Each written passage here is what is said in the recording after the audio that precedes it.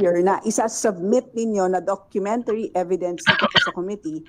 So basically, ang sinasabi ninyo is it's based on the endorsement by these groups on the run-up to the elections, parang ganon. So, at ito ang nilalaman ng mga documents na isasubmit ninyo dito sa committee, parang ganon. Mr. Chair, yes. At yung mga miyembro ng cluster ng situational awareness and knowledgement cluster, kasama dyan ang NICA, ang AFP, ang PNP, ang NSC. So it's highly intelligence driven, Mr. Chair. Pero yun pa man, kahit na medyo mabigat ang naging findings ninyo, walang naging action pagdating sa pagsampa ng cases. Kasi yun ang tanong ko earlier. Yes. Nagkaroon ba ng pagsampa ng cases?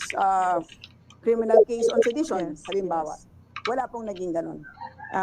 Wala po, Mr. Chair, but may I please elaborate a little bit kasi very complicated yung structural organization ng CPP, NPA, NDF na kung saan may mga above grounds at saka below ground, no? So underground, I'm sorry. So habang hinihintay natin yung proscription, yung pag-declare sa kanila na terrorist organization sila, tuloy-tuloy silang nakakatago sa mga maskara nila, no? Like Anak Bayan, LFS, Kabataan, Bayan Muna, Gabriela, Alliance of Concerned Teachers.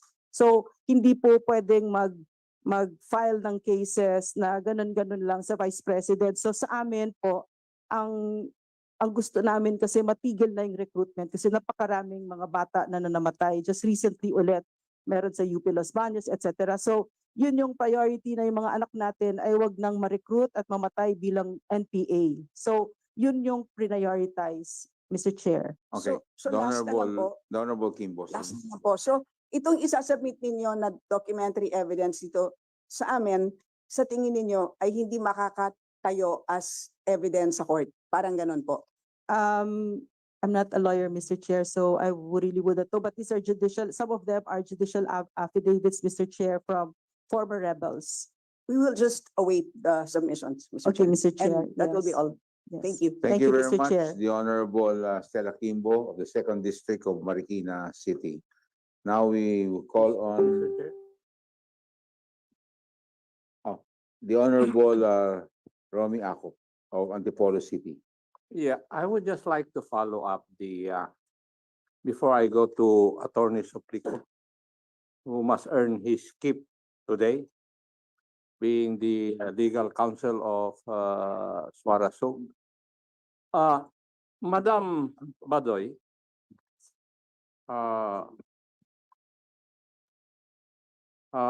in September 23, 2022, you accused Manila RTC Judge Malagar of lawyering for the CPP NPA and tagged the said judge as a friend and true ally of the communist groups. Would that be correct? Yes, Mr. Chair, that's correct. And because of that, you were cited in contempt by the Supreme Court of the Republic of the Philippines. That's not correct, Mr. Chair. Ano po ang tama? Ang tama po, Mr. Chair, ay yung mga prente ng CPP, NPA, NDF, katulad ng NUPL, ay gumawa ng paraan para umabot sa Supreme Court. Yung isinulat ko na opinion ko na si Judge Malagar who penned na hindi daw teroristang organisasyon ang CPP, NPA, NDF. So, andun pa po siya, Mr. Chair, na it's still being heard, Mr. Chair. Yes, madam. Would you agree with me if I say na just because of your passion against the CPP, NPA, sumusobra na po kayo sa action ninyo, red tagging even members of Congress, even the mayor of Baguio City? Mr. Please proceed. Mr. You Chair, have the so, floor. yeah, Mr. Chair, yung red tagging po, hindi po totoo yan. Ang mga korte na natin mismo ang nagsabi na there is no danger to life, liberty, and security when you're identified as a member of the CPP, NPA, NDF. And in fact, what has endangered our children and our indigenous peoples, and when we're not able to identify CPP behind all those masks, Mr. Chair. Kailan ka ba nagkaroon ng passion against the CPP, NPA? Mr. Chair, nung ako po ay naging part naging head po ako ng Strategic Communications Cluster ng NTF-LCAC. Galing po akong UP Diliman at isa po akong medyo radicalized at marami akong pinaniwalaan na mali at nung nakita ko, bumababa ako on the ground and I met the victims, Mr. Yeah, Chair. when was that? When was that? That was 2008, December 2018, Mr. Chair. 2018. Yes, Mr. Chair. I understand your point of view, pero sasabihin ko sa iyo, ako, since 1970, kalaban ko na nga sila eh. Hanggang ako'y mag-retire, nandiyan pa rin sila. So, do you think yung ginagawa po ninyo na ganito is in accordance with our laws, rules, and regulations? Thank you, Mr. Chair, for that wonderful question again.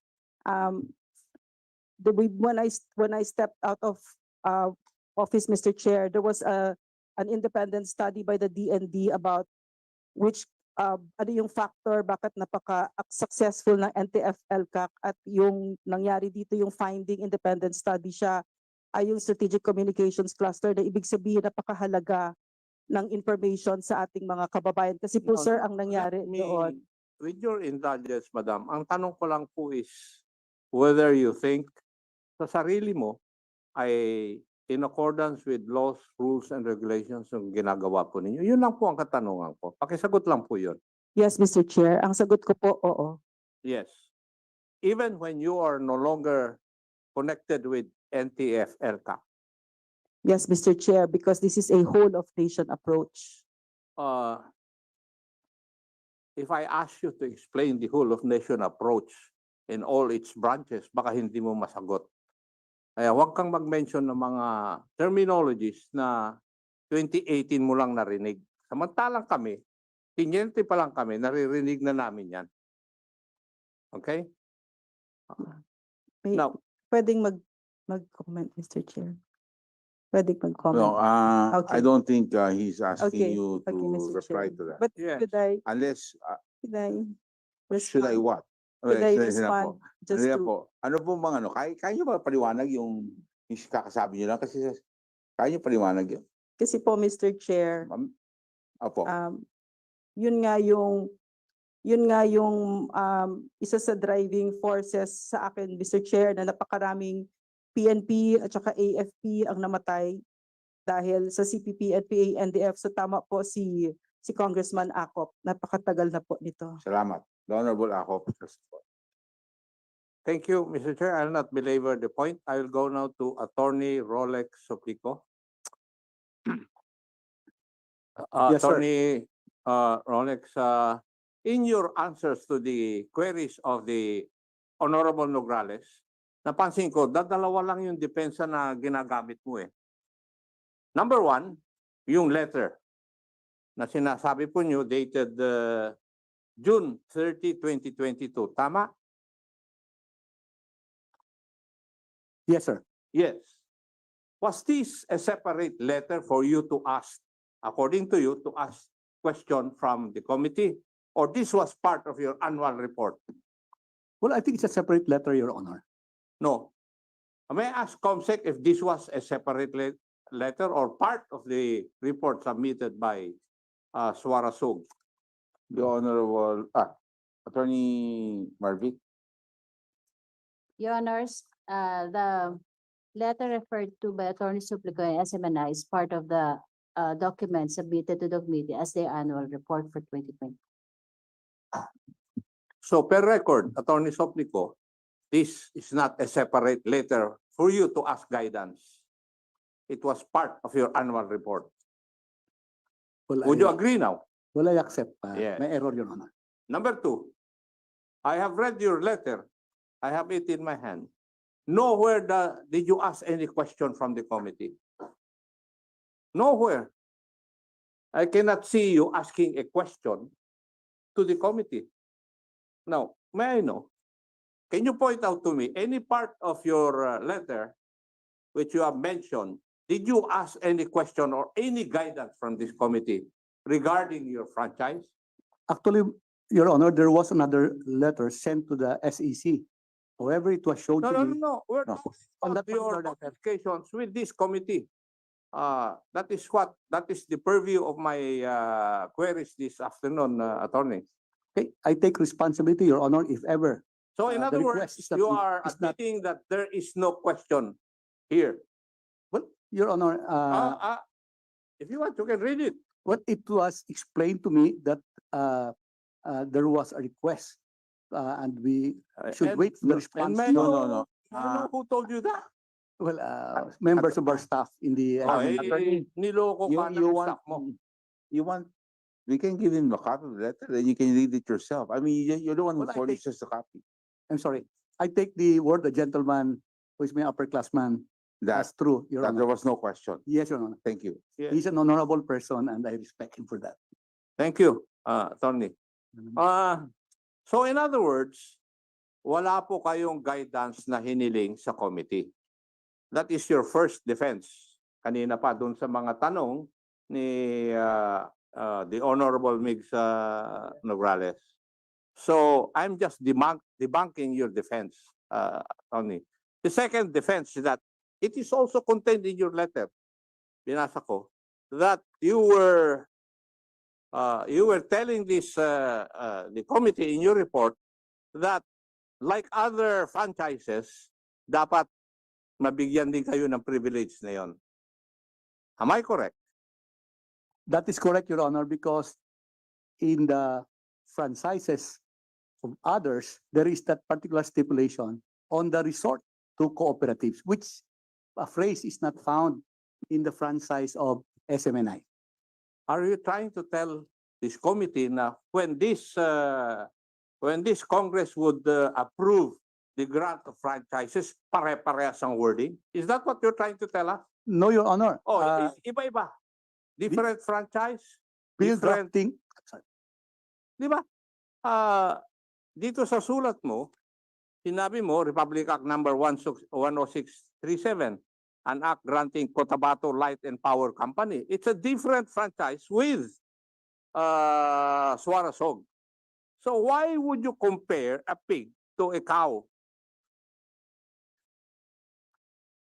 When in fact, Congress takes cognizance of each and every individual application for the grant of franchise.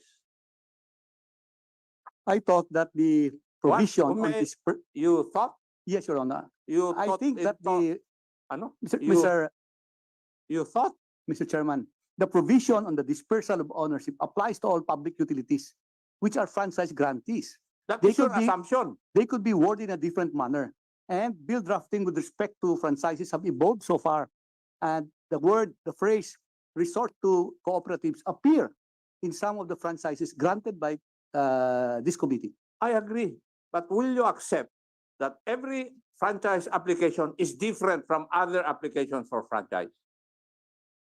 I accept, Your Honor. Yes. And therefore, you cannot compare a cow with a pig or a carabao with a bird. Tama? I beg to differ, Your Honor, Uh, because of the policy on the dispersal of ownership. Look, are you trying to tell me that the provision on the dispersal of ownership in your franchise is exactly the same as Republic Act number 10637, 10753? No, Your Honor. Ours is a broadcast franchise. The others are TU franchises, Therefore, distribution utility franchises. therefore, your argument here is not accepted. Why? Because you are claiming na dapat meron din kayong establishment of cooperatives phrase sa inyong franchise, which Congress did not intend to do so. Otherwise, it would have placed that phrase there if that is the intent of Congress. Tama? Well, Your Honor, I will Hindi, espouse, tinatanong kita, tama ba? no, Your Honor, I will You've espouse a been- different you've view, but been- I respect the gentleman for it. You have been a part of this Congress. For 9 years, Your Honor. Yes. At alam mo naman na kung gumagawa tayo ng batas, the legislative intent is paramount. That is correct, Your Honor. And therefore, if it is not placed there by the Congress, it is not the intent of Congress for you to avail of that provision or phrase. Tama? But we thought, Your Honor, that Tama, this committee could elucidate on the Tama. requirement of cooperatives. tama. Hindi mo I think- sinasagot yung tanong Well, ko. on the, maybe, Your Honor, on the statutory construction principle of verba leges, yes, Your Honor, you may be right. Yes. Kasi iba-iba ang trato ng Kongreso sa bawat individual application ng franchise. And I think you know that. They were just arguing like the defense counsel that I expected to. Di ba? I have no other choice, Your Honor. Thank you, Mr. Chair. Thank you very much, Thank you, Honorable Your Honor. Akop. Thank you very much.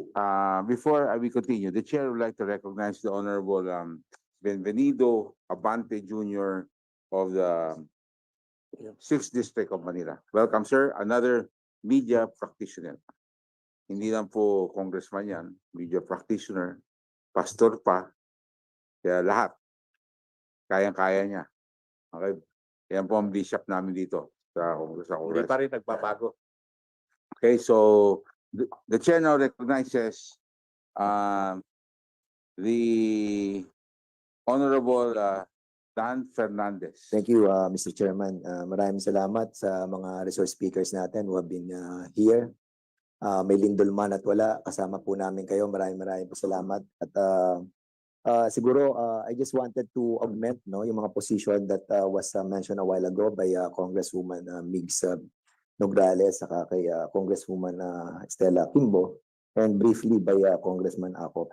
But make no mistake, the reason why we are tackling itong ating pong mga franchise, hindi lang naman po kayo, but we are also reviewing the franchise of Meralco and GCP and different public utilities. Ito po yung aming pong trabaho. So much so that you are also depending yung sa SMNI. Anyway, dun po sa kanina tinanong nila Migs Kimbo, I just wanted to take the position about dun sa beneficial owner. Kasi kanina lang when you were asked, hindi ata na itanong manifestation lamang ni Stella, ni Congresswoman Stella yung about sa beneficial owner. Kasi dun sa GIS nyo, actually we have a lot of documents pertaining to the requirements of section 12, sa reportorial requirement, which dun din po mga nire-require namin sa lahat ng prangkisa. Dito po sa section sa section 10, with regards dito po sa GIS nyo na submitted to us, nakalagay po yung beneficial owner ay si Apollo Kibuloy noong 2019 and 2020. And eventually, pagdating po noong 2021, ito pong beneficial owner na transfer po dito sa company, na mga opisyalis ng company na kanina minention po ni Congresswoman Stella. So basically tatanong ko rin po kasi hindi na itanong, hindi po tayo nakakuha dito ng ng tinatawag po nating prior approval sa Kongreso. Wala po tayo nakuha prior approval. If I may, Mr. Chairman. Okay, Mr. Chairman, no, we did not secure prior approval Yes. for the following reasons. First, this is a corporation sole. And a Mhm. corporation sole is a religious entity. And we need to change the head of the corporation sole every time there's a new head.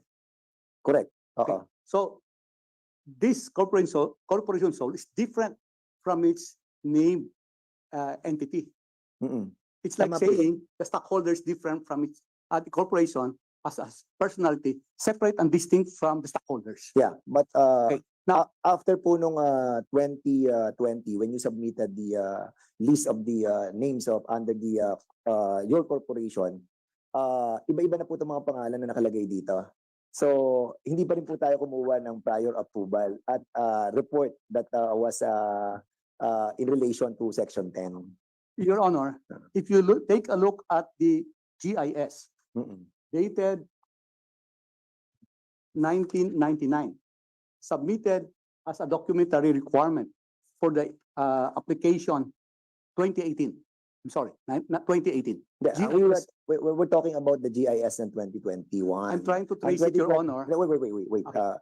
Mate, roommate kita. So I don't want to reveal yung ating relationship being a friend as well. But It's okay, I want to tell you honestly na itong sa 2021, corporation na itong nakalagay po rito as beneficial owner and thereby constituting na dapat po nagkaroon kayo ng prior approval sa Kongreso. But unfortunately, hindi po tayo nagkaroon ng tinatawag na reportorial report with regards to section 10. And that's the reason why tinatanong namin kanina, okay, beneficial owners, single ka, pero pagdating sa 2021 saka 2022, corporation na kayo eh. So dapat kumuha kayo ng prior approval sa Kongreso. But at any rate, mate, ganito na lang po, no? So since ito naman po dokumento, hindi po galing sa amin to, galing po sa inyo. So anyway, na-establish na po naman natin yon that nagkaroon ng pagkukulang pagdating po doon sa reporting and at the same time ay yung pong prior approval. Tatanungin ko lang kayo, mate, pagdating dito sa tinatawag natin ng Section 11 sa dispersal ng ownership. Kanina tinanong na rin to, hindi kayo nag-apply, in other words, hindi kayo nakapag-apply dahil, wait, sandali. Hindi kayo with 30% na ina-allow sa inyo na makapag-offer sa ating mga Filipino citizens were not offered by SMNI for the very reason that you are using that you have written the Congress and at the same time you have written also the Security Exchange Commission for the prior approval before complying with Section 11. Am I right? Di ba? Mr. Chairman, may I ask my colleague, Attorney go ahead, Tolentino, Attorney to Mark. answer the question of the distinguished gentleman from Yes, Laguna? Thank you. Yes, Your Honor. yes, oo. So, in other words, there is already a violation because you don't have to wait for the approval or reply of Security and Exchange Commission, and at the same time, this committee or this Congress to reply to your letter because it is mandated by the Section 11 of Republic Act 11422 that you shall offer to the Filipino citizen 30% of your ownership. Am I correct? Yes, sir. So in other words, there is really a violation on your part, even saying that the intention is to finding out if you will be allowed by this committee or by this Congress and by the by the Security and Exchange Commission to proceed with the methodology of finding out how to dispose this ownership. But because without an action, a period of 5 years have lapses, so you have violated. And that's constitute the revocation through ipso facto. Actually, Mr. Chairman, granting there's violation, there was no intent to violate, Mr. Chairman. But yeah, I understand. But it took you for so many years, no? For almost 5 years, sulat lang kayo ng sulat sa SEC, sulat kayo ng sulat sa amin. At inaantay nyo yung reply namin. Pero Section 11 is very specific. You shall offer to the Filipino citizens 30% of your ownership. So, ibig sabihin, dapat i-offer nyo na right away. Hindi nyo na kailangang antayin ang sagot ng Kongresong ito at ng Security and Exchange Commission for the methodology that you will be implementing on the disposal of your ownership. Because we believe, Mr. Chairman, that under Section 11 of the franchise, it provides here that in case the public offer of shares is not applicable, the grantee shall apply other method of encouraging Correct. public participation. Correct. And there's a lot So, of methodology to do that. Yes, Mr. Chair. And there's yung ang cooperative na ginawa po ninyo is one way Yes, of Mr. Chair. doing it. But the That's why problem it shows, Mr. Chair, But with the problem on what you did with regards to the cooperative, ito yung corporate, tinatawag dito yung piercing corporate bail eh. It is a self-bail. Wherein alam to ng industry ng ating pong mga Philippine Stock Exchange. Wherein, ang intention po dito, yung pong kapag pareho po ang mga address, which dito po pareho ng address, and at the same time, yung hindi ko tatanong ko mamaya kung ang mga board of directors and incorporators are all the same, there is a tendency, no, to shield from liability. This corporation, yung cooperative, is trying to shield from liability the other corporation. At ang tawag po dito, self-bail. You are aware of this, di ba, Attorney? yes, Mr. Chairman. So that's the reason why, aside doon po sa sinasabi po natin that you have not complied with Section 10, and now you have not complied with Section 11, nagkaroon na po kayo ng dalawang violations. So, admittedly, dahil nga dito po kung mapansin niyo kasi iba ang sinasabi ng intent at purpose ng Section 10 at iba rin ang intent and purpose ng sinasabi ng Section 12. So, with that admission that you have violated two sections of this Republic Act 11422, I just wanted to ask kung ano po ba ang pangalan no itong Pibus Capital Holdings Incorporated? Kasi lumalabas din po na itong company ito na nag-invest po sa inyo, how much was invested by the Pibus Holding Corporation? Based on the history of SMNI, Mr. Chair, can I explain the history of SMNI? So we will know what is may the I, participation of Not Pibus. to expedite, ano?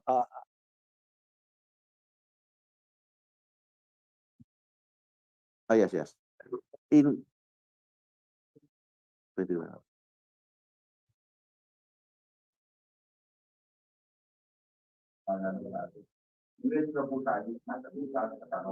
Okay. Siguro, Mr. Chairman, marami po salamat. Siguro I just wanted to find out kung sino po, yung kasi yung Pibus Capital Holdings Incorporated, kung titignan po natin, holding company siya, so he's holding a lot of companies. So we wanted to find out sino po ang board of directors ng Pibus Capital Holdings Incorporated. Sino Oh, po? is there in the GIS, Mr. Chair? Can you kindly I have no- enumerate?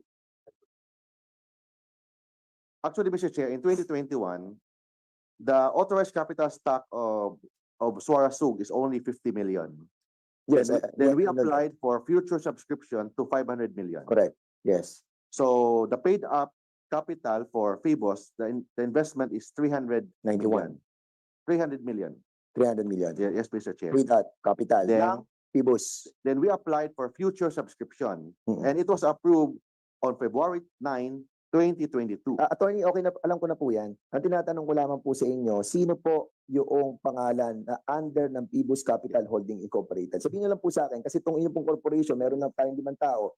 Dito sa Pibus po, sino po ang board of directors? Sino po ang presidente? Sino po ang vice president? Sino ang secretary? Sino ang treasurer? Things like that. I have with me, Kasi wala po yung sa GIS nyo, wala rin po yung sa financial statement mo. I'm trying to look at it. Meron kayong footnote doon. Pero pag tingnan mo, sinundan mo yung footnote, hindi mo makikita kung nasaan. So maybe there is being hidden somewhere. So I wanted to find out, sino po ang board of directors ng Pibus? I have no record as of today, Mr. Chairman, about Phoebus. Sige. But maybe we will submit that, Mr. Chair, in our Yeah. next session. Okay, so maybe ask the Security and Exchange Commission, since this is a public document that being submitted to SEC as well. Do you have a copy of sino to sa Pibus Corporation?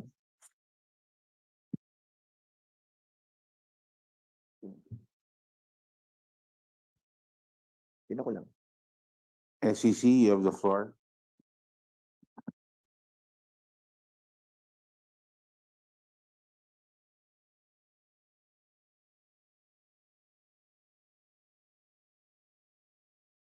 Good afternoon, Mr. Chair. Can I? Yes, please. I'm sorry, Please go closer to Sige, the go ahead. I microphone. just wanted to confirm yung members you. ng So, based on, Sino po? based on the 2023 GIS, ito, Nelida Lizada, Eleanor Cardona, Helen Panilag, Elizabeth Carion, Luz Biminda Deles, Merlita Deles, Gemma Ramos, Angelina Pizun, and Christine Olaer. Will it possible for the Security and Exchange Commission to find out the different companies under this holding company? We will try to do that. Your Attorney Mike, can you kindly enumerate the holding the companies under the holding company? Mr. Chair, I have no personal knowledge about Phoebus, Mr. Chair. I only know Phoebus, but the details of Phoebus, I do not. Pero dapat alam niyo yun kasi ano to and that's the reason why. And that's the reason why under this section 10, we are trying to submit through a report yung change of ownership and at the same time prior approval. You know why? Because of this. Kasi hindi natin alam kung sino yung pumapalit na owner. And it happened also, I still remember when we were discussing this in the franchise of ABS-CBN. wherein na itago po ng ABS-CBN doon sa PDR nila yung foreign ownership Yes, yes. using the Philippine Depository Receipt. And that is very crucial on this issue as well. Why? Because you are a broadcasting system. Yeah. And we are preventing, in accordance with the Section 2 of Article 16, yung pong ownership ng foreign is not allowed. But fortunately now, Congressman Gonzales, our SDS, is trying to amend the law itself.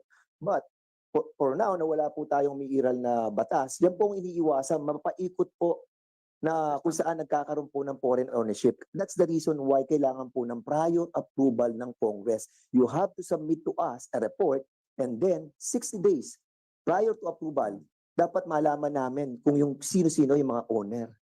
Yes, Mr. Chair. Di ba? So, at any rate, sa sinabi mo kanina, Atty. Mark, sinasabi mo that there is a capital investment of 600 million. And this 600 million na investment po nila ay sa PIBUS po yung 300.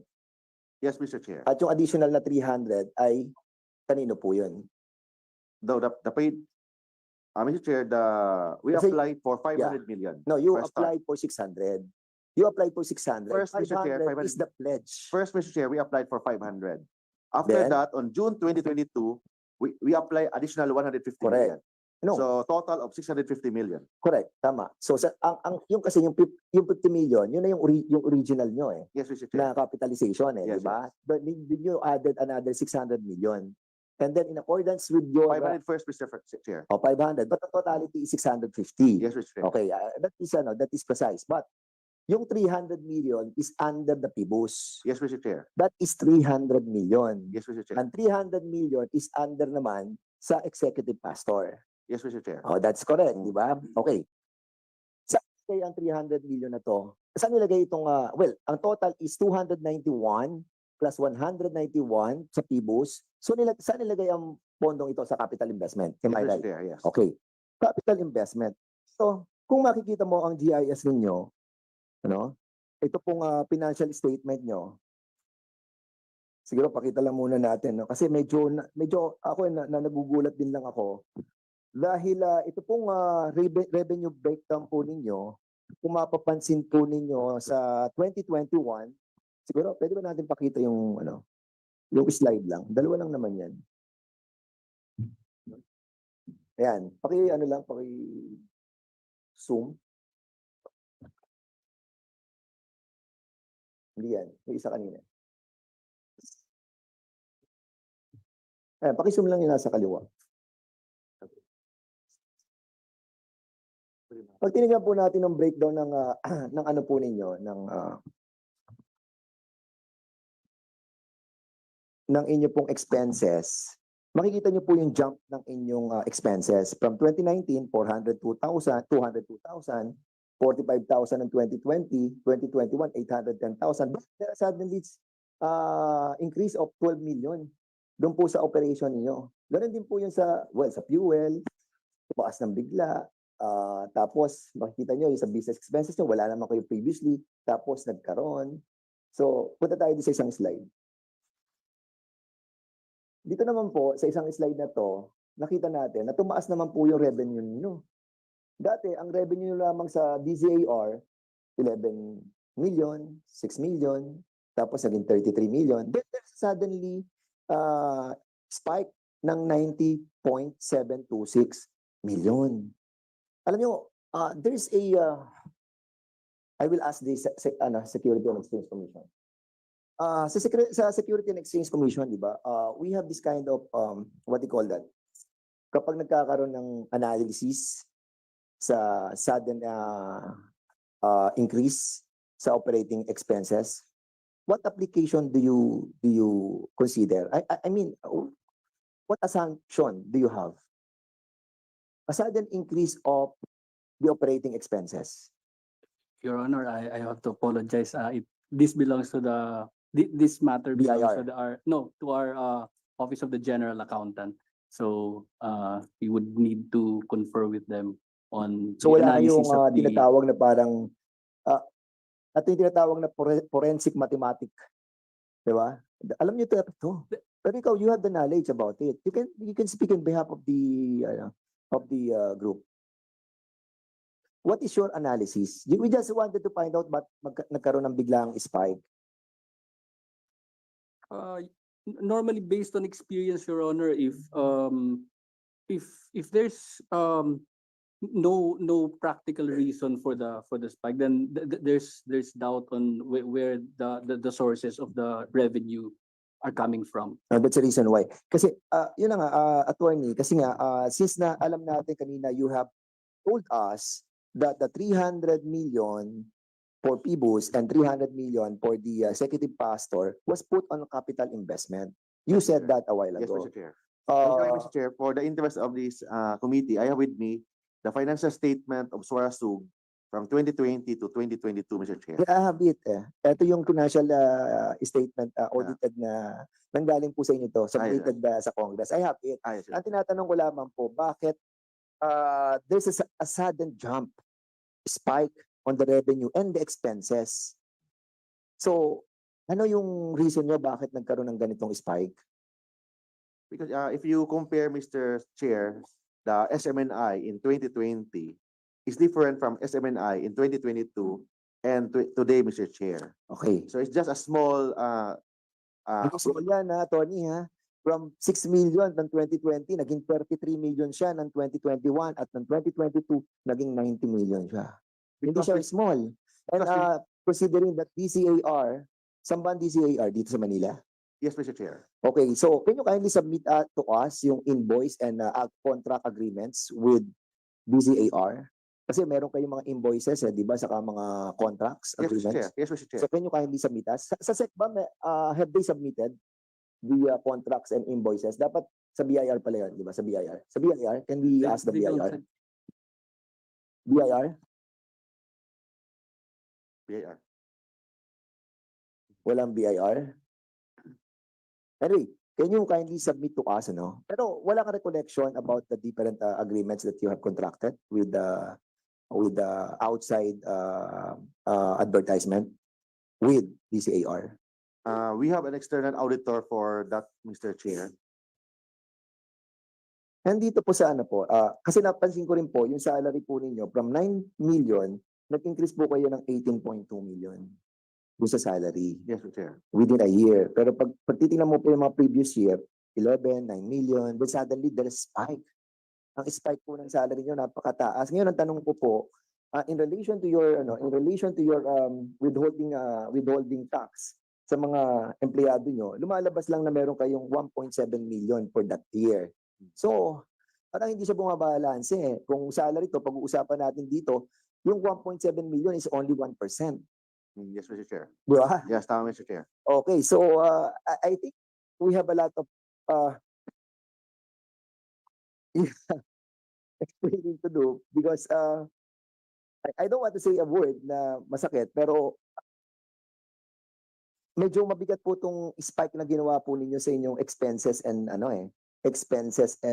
revenues Para pong unbelievable na ganun po magiging revenue na considering na flat lang kayo tapos bigla nag-increase and then yung expenses nyo flat din bigla nag-increase. There is something that is being hidden that we don't know. That's the reason why we wanted to find out the invoices, the agreements, and also yung mga salaries ng empleyado, submit to us for us to validate together with the BIR. So, Mr. Chairman, I don't know if we're going to invite the BIR the next time around, but I hope that we will be asking them as well to submit all the documents para maikumpara po natin yung kasi we're talking about yung capital investment nila na dapat nasa capital investment na at wala doon sa operation.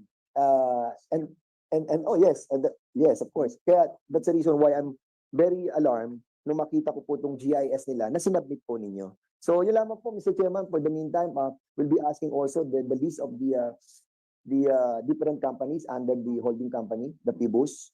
And at the same time, yung sa cooperative nila, who are the members of the cooperatives.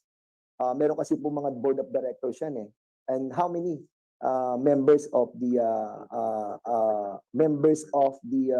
CJK are members of the cooperative? Lahat naman po yan members ng ng CJK ng cooperative. The workers, Mr. Chair. Yes, oo. Pero members po sila ng church ng yung Not all cooperative. church members are members of the But cooperative. you are not considering the cooperative as part of the 30% 30% disposal of ownership. You are not considering it, right? Partly, Mr. Chair, we are considering it. But that's only less than 1%, as what the good gentlewoman said a while ago. Na Yes, Mr. Chair. almost 1% lang, and we're talking about 0.19%. Yeah, correct. Mababa po. So yun lamang po, Mr. Chairman. So with the compliance of all the documents that we are asking, I hope that we can be clarified with all these Yes, things. we will But submit, Mr. Chair. Give us 1 week, Mr. Chair, to comply all the documentary requirement, Mr. Chair. Okay, salamat po. Much, the Honorable Dan Fernandez, for your very short interpretation. Sabi mo kasi, maiksi ka mag-interpret, kaya parang binilang ko makalahating oras. Anyway, meron kayo nabanggit kanina na, ano na ako, nag-iisip na ako. Kasi sabi mo, roommate mo pala si Atty. Rex. Tapos na mo, meron kayong relationship. Ano yun? Ano yung relasyon nyo? Pwede nyo ba ikwento sa akin mamaya yan? Pagkatapos. Tuloy Anyway, we now proceed. There's in the next hearing, there's a suggestion, there's a request from the Honorable Dan Fernandez. Now, those documents have to be submitted, and we also need the presence of BIR in this hearing. Make sure that they are present in the next hearing. Okay. Now, thank you, the Honorable Dan Fernandez. We now proceed to the Honorable Jinky Luistro, Second District, Batangas. Thank you, You have Mr. the floor. Chair. Good afternoon, everyone. Of course, we are overwhelmed this afternoon by the information yielded by the interpellation of our distinguished colleagues. While we accord due respect to our good lawyers here, of course, it is for us, the members of the committee, to appreciate this information. Mr. Chair, I just wish to raise the following observation. First, Attorney Suplico raised as a defense the submission of annual report. May I invite the attention of the committee to Section 12 of RA 11422. I wish to expound on the intent of this provision. Section 12 provides for the general rule, which means with or without transfer of controlling interest or any sale perhaps, it is the obligation of the grantee to submit annual report.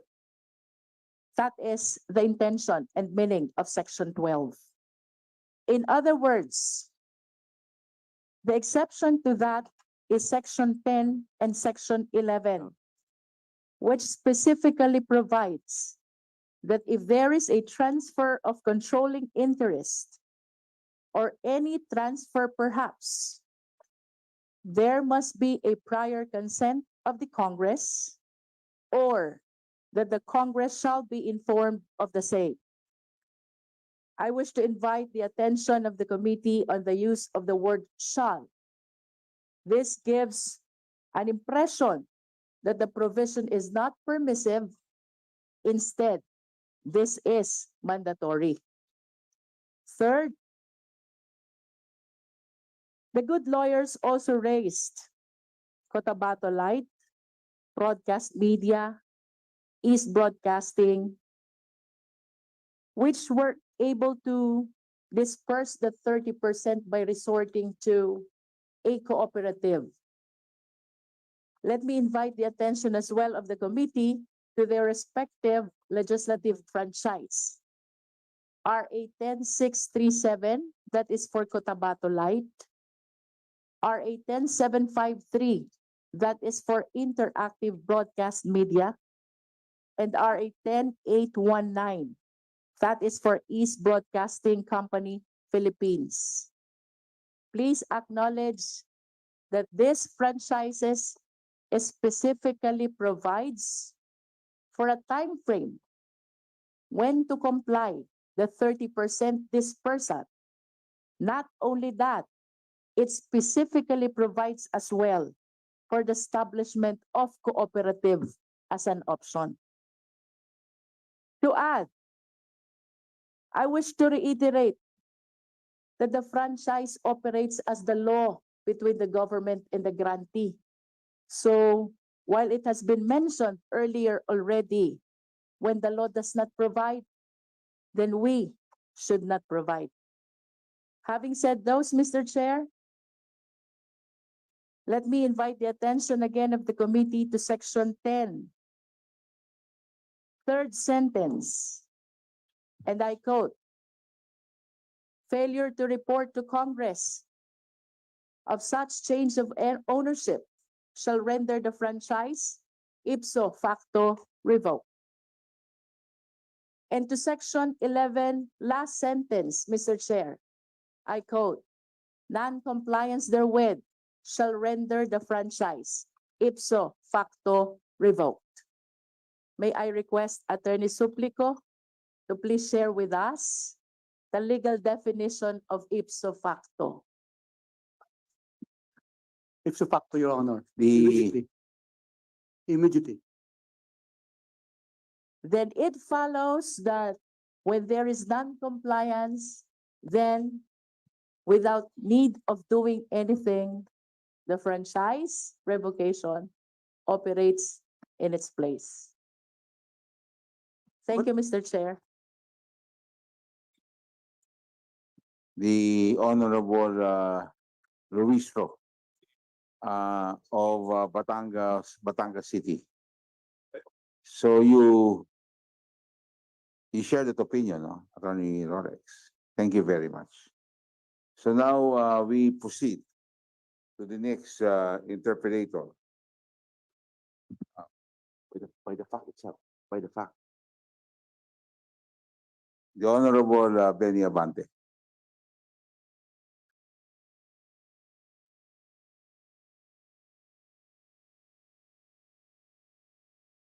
Thank you, Mr. Chair, for the opportunity.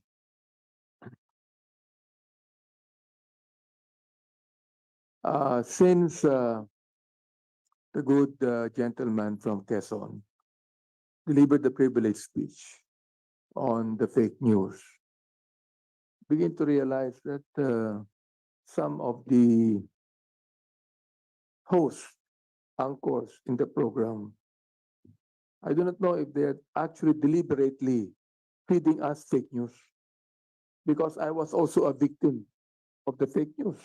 I think that Madam Badoy knows about that, isn't it? No, I was a victim. You know that.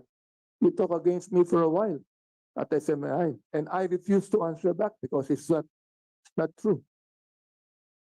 Madam Badoy, will you please answer this committee right now? Mr. If Chair, I was may I also a answer? victim of your fake news. Mr. Chair, I don't honestly know what the Honorable Abante is referring to. I think you know, Madam Badoy, you accused me of being a communist. You accused me of being a cuddler of the NPA. You accused me that. You did. Mr. Chair, I don't remember the exact details right now. I'm going to ask my staff to retrieve, but we didn't accuse you of being a member of the You better, CPP, because and in the next meeting, I'll be giving evidences that you accused me of. Okay, Ang Mr. sinasabi Chair. ko lang dito, Mr. Chair, mukhang sanay yata ang mga angkos ng SMNI na magbigay ng mga fake news to the detriment of those that they are actually accusing. Sana naman mag-ingat kayo. Being a media broadcaster, I'm very careful in giving my statements on other people. I think that you should. You should. You know, I'm not just giving you something here that I have not actually experienced. You know that. Palagay ko naalala mo pa yan, Madam Badoy, because wala pang isang taon yan. Hindi naman pwedeng makalimutan mo na wala pang isang taon, nakalimutan mo na ilang beses kayong dalawa ni, andi dito yung kalbo, dito ba yan? Eric, kayong dalawa, magkasama kayong dalawa. Palagay ko masasabi niya ito. Sapagkat I was a victim, therefore, gusto ko lang sabihin, Mr. Chair, na totoo, Mr. Chair, na dapat natin pag-usapan ito. Mr. Chair, Um, Mr. Chair. are you done, the Honorable Abante? I'm not done yet, Mr. Chair. Yes. Please proceed. So what are you asking for a reply? Yeah, okay. If you would like to reply, he's welcome to, Mr. Chair. Yes, Lorraine? Can I, Can my lawyer answer first? And then, pwede ba yun? Is it okay if you, Mr. Chair, I don't think lawyers are allowed to make any Correct. statements in this committee. well, yes, that's very true, you know, they're supposed to be coaching only the witness. but I'm the lawyer, Mr. Chair, of SMNI, not just a lawyer of Dr. Lorraine Badoy, Mr. Chair. Well, Mr. Chair, Yes, what but is the the question is- relationship then? Mr. Chair, Specifically addressed to Ms. Lorraine. Okay, So, Ms. Lorraine, please reply. First of all, Mr. Chair, I promise to bring back to have the details retrieved by my staff so that I will know exactly what the Honorable Abante is what he's referring to. But I do know the congressman, and I remember that when I was still at the anti-FLCAC, we went to his office and we gave him a briefer about the CPP, NPA, NDF infiltration in government. And if there were instances when we would criticize him, it was because of his support of the CPP, NPA, NDF party list. That is all, Mr. Chair. are you sure that I am supporting? Now, you're again telling us fake news. How sure are you, Mr. Chair, that I am supporting? Mr. How Chair, sure are you that I'm supporting? Mr. Chair, yung mga binibitawan ko sa show namin, sa program namin sa SMNI, nanggagaling po yon sa mga former cadres ng CPP, NPA, NDF. At sila yung nagpapaliwanag sa amin kung bakit ito tumagal ng ganito katagal. At hindi lang po yon dahil sa CPP, NPA, NDF, kung hindi dahil sa mga alliances, minsan conscious, minsan hindi witting, minsan unwitting, minsan willful siya. Mr. Chair, when Chair. I was the minority leader, I was even red tagged by the NTF-LCAC, and she was at that time the undersecretary. I was red tagged. I do not just have the evidence right now, but I'm going to show you later on, or when we have the next meeting here.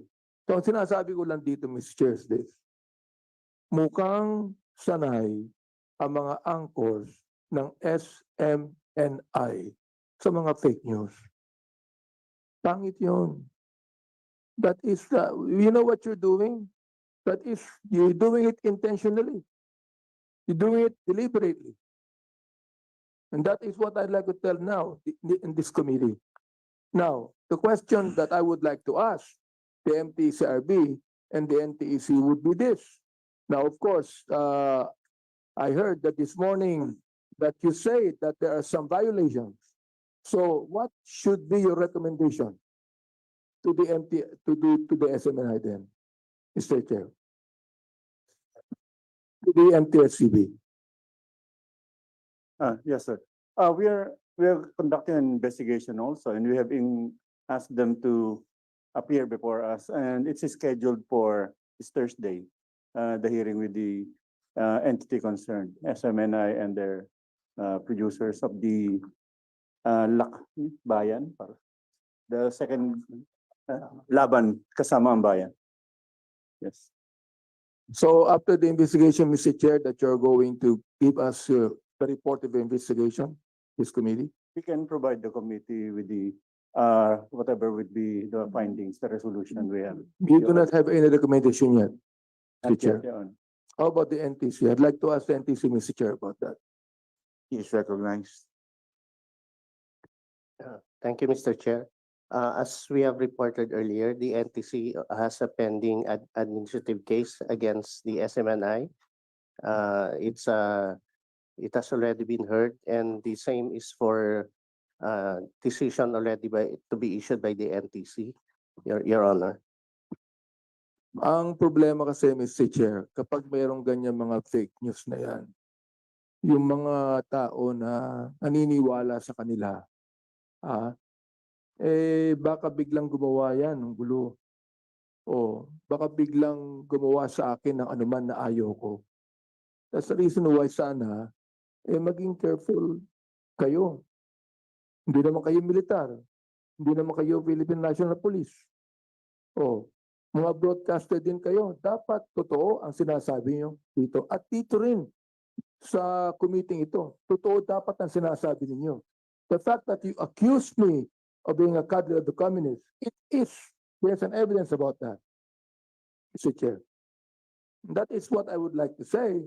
And I am a witness because I am also a victim. If there's any congressman here who is with the majority, who is the victim of your fake news, it's Benny Abante, a good friend and not roommate of Attorney Suplico. Mr. Chair, may I respond? Thank you please? very much, Honorable Abante. Yes, Mr. Rain. Yeah. How do I say this? Mr. Chair, unang-una sa lahat, humihingi ako ng paumanhin kay Congressman Abante. Hindi po ganun yung intent na manakit. Hindi po yon. Ang intent talaga dito, tapusin na yung CPP, NPA, NDF. Napakatagal na. Ito na yung pinakamatagal na insurgency sa buong mundo. So, I want to respond also to Congressman Abante when he used the word red tagging because there is no such thing. That word was made up by the CPP, NPA, NDF, and it is a tool that they use to silence those of us who speak the truth about them.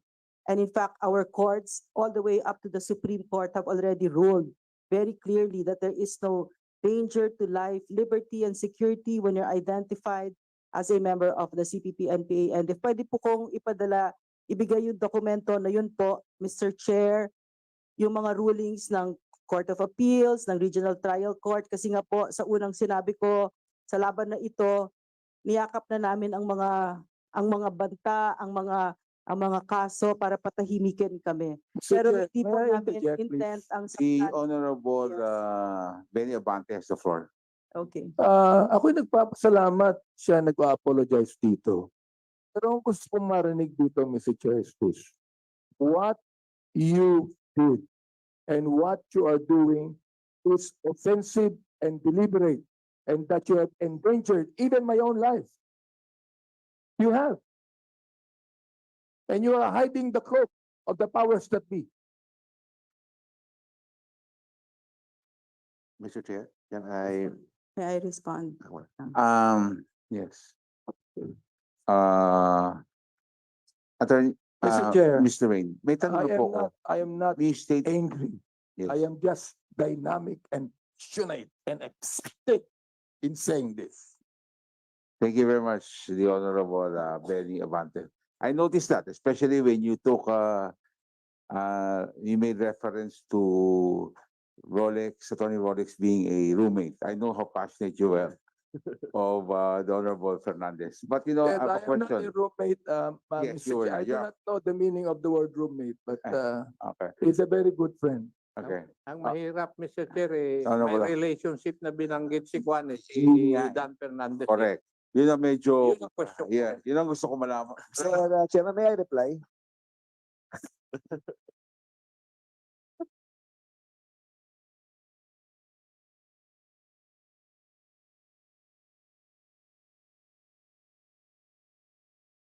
Gusto niyo po mahinto yung CPP, NDF controversy at yung kanilang rule.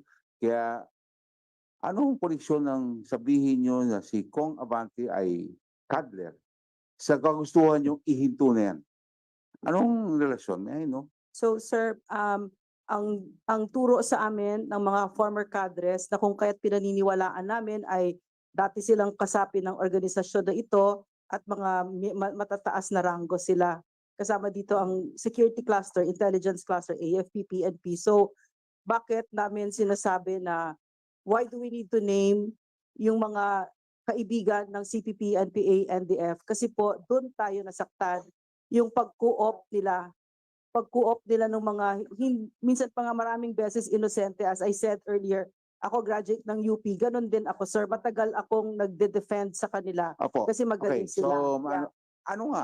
ano ang relasyon? How do you end it? By making an accusation No. and now the Honorable Abante is categorically saying he is not. No sir. And it is, then how do you end something like that? Every time na may marinig ka, you will make that blatant accusation? No, sir. Very, very important when you name and when you identify that you stand on solid ground. Pag sinabi mo na ito ay miyembro ng CPP, NPA, NDF, No. to answer your question, how do we end? Yeah, does that end? by saying that Congressman Abante is a cuddler. That's what you Mr. said. And your Mr. first Chair. response was you want to end it. That's why you had to Yeah. do it. Mr. My Chair, question, I cannot see the relationship of that AI. statement. How does that work? Mr. Chair, how can I the- just say something here Yes. before you Yeah. answer? Because of your accusation, no? Anong sabi ni Pastor Apollo Quiboloy sa akin? Ito, ikundin nga ninyo ang gawa ng CPP, NPA, NDF. Ito na ang gawa ng NPA na armed group. Pag hindi ninyo makundina yan, Mayor Magalong at Congressman Abante, hindi red tagging ito. Kasabwat kayo at nagtaksil kayo sa taong bayan. Now, tanong, saan nakuha ni Pastor Paulo Quiboloto? Saan niya nakuha? Sa inyo. Pwede ko pong sagutin, Mr. Yes, Chair. So, please. That's a good question. Yes. yes, Mr. it's Ray. a very good question. So, Mr. Chair, ang sagot po doon, ang tinuro sa amin ng mga kadre, mga dating kasapi dyan, parang gold standard ng CPP, NPA, NDF yung magkondena kasi bawal sa kanilang konstitusyon yon. So, gold standard yon para ma-identify mo. So, to move forward to Congressman Abante's question, bakit anong koneksyon niya dito, di ba? Anong koneksyon niya? So ang turo sa amin kaya ito tumagal kasi co-opted. Hindi mo alam na you are already defending and aligning with the CPP, NPA, NDF, and how it ends is at the end of it all kasi, Mr. Chair, is propaganda to recruit our children. Yes, sir. Mr. Chair. Mr. Chair. Yung sinabi nyo, binitawan yung salta, tapos hindi po tama. Okay. Hindi ba ho nakakaawa yung naakusan?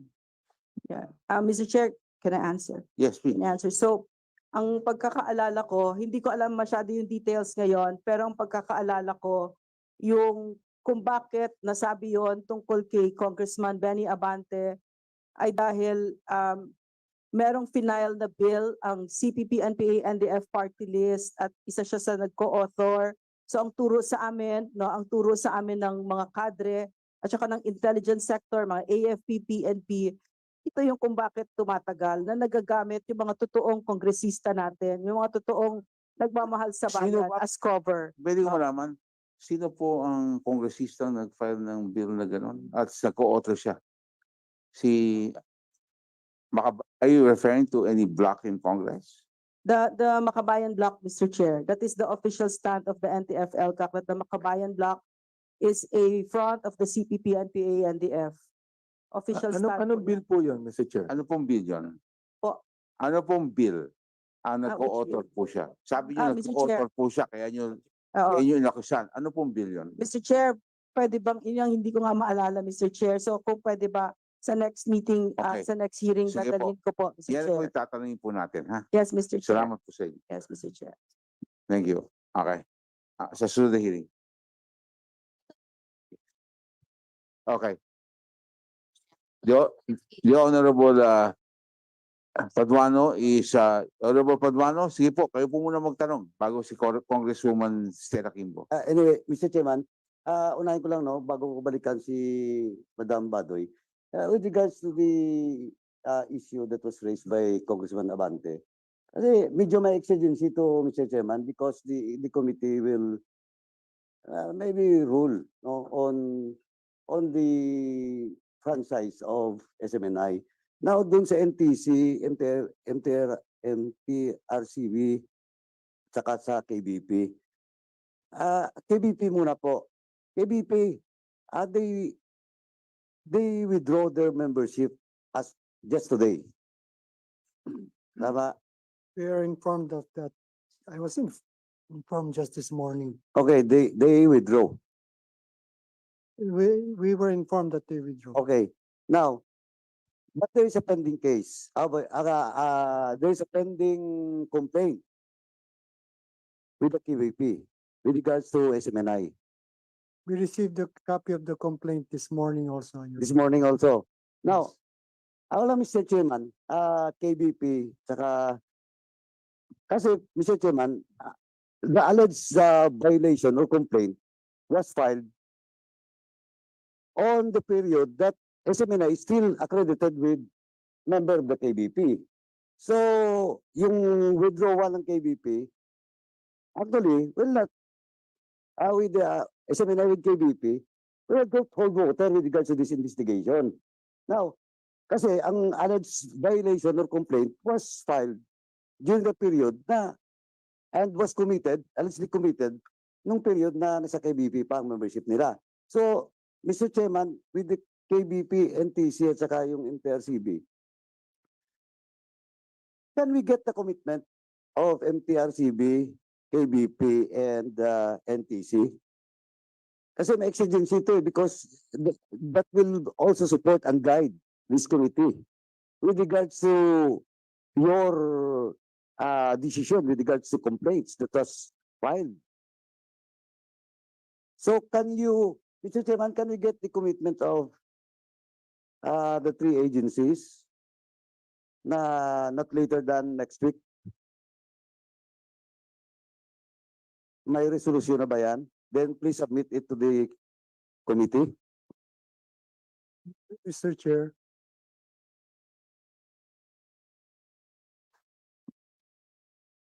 Chairman.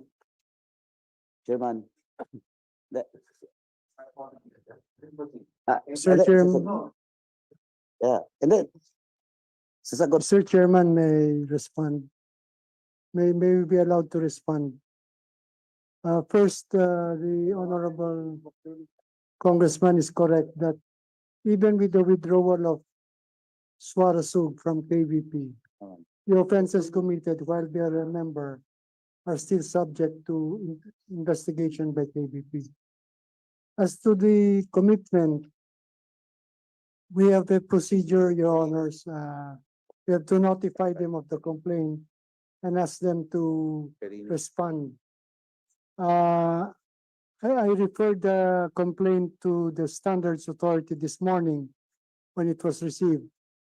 And if we will follow the procedure, it will take at least 15 days because they have to be notified of the complaint and asked to respond in accordance with the due process procedures we have established.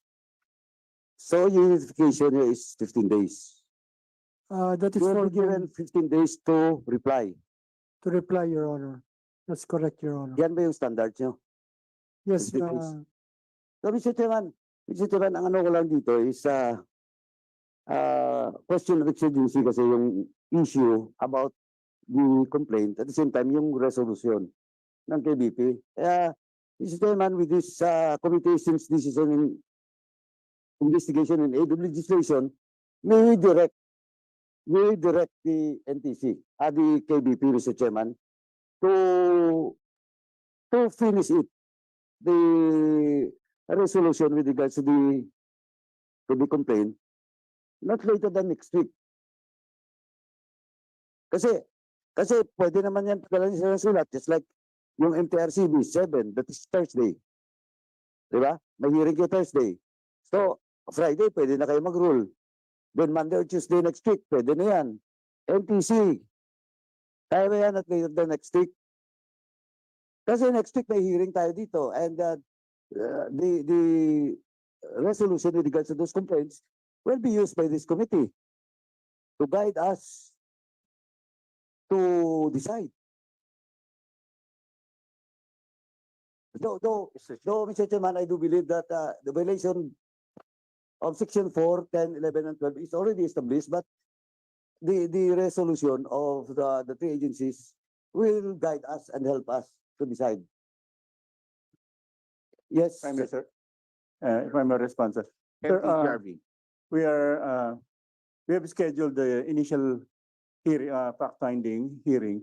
We have summoned the entity concerned to appear before us on Thursday, December 7. And however, after hearing their side, they have the option pursuant to our rules of procedure also to submit position papers. And we can have that countered with our legal team also to submit position papers. We usually give them 5 to 10 days. And after the submission of the last paper document, we have 30 days to decide. So we are bound by those rules also to give them due process so that they will not be railroaded into an action. anyway, Mr. Chairman, since that is the standard of the three agencies, might as well, when we receive those resolution from NTC, KBP, and MTRCB, they will submit it to the committee and we'll just use it during the committee report, Mr. Chairman. And Mr. Chairman, we ask the three agencies to submit all those communications and reply to this committee so that also the committee will be that will be used by this committee during the hearing.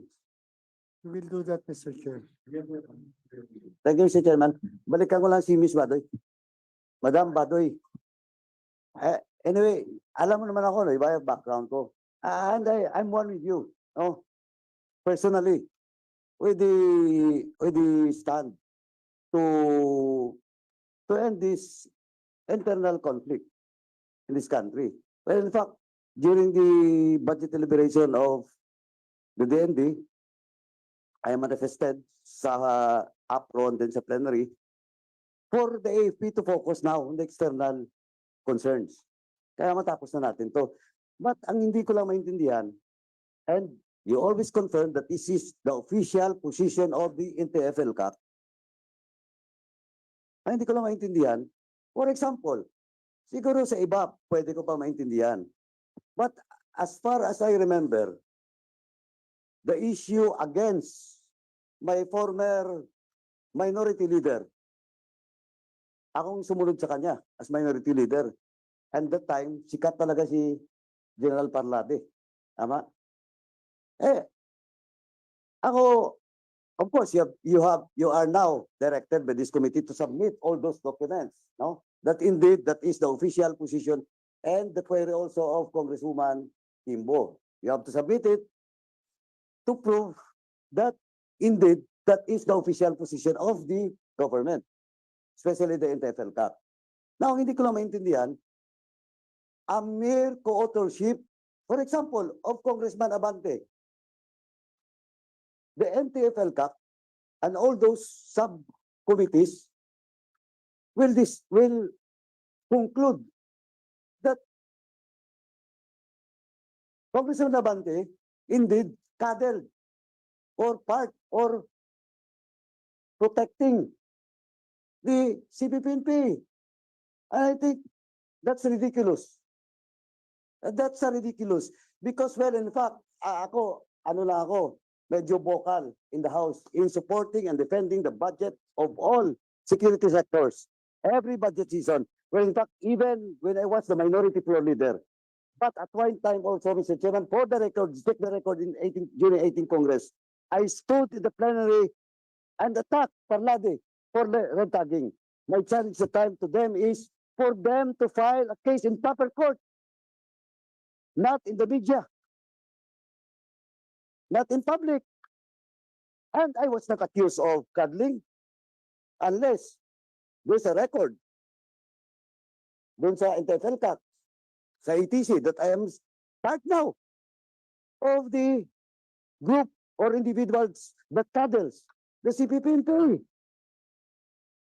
Sa akin, Mr. Chairman, I cannot really fathom the decision. If that is so, an official position, and I hope we will request, Mr. Chairman, we will request the NTF-ELCAC, the ATC to review that, especially members of the House.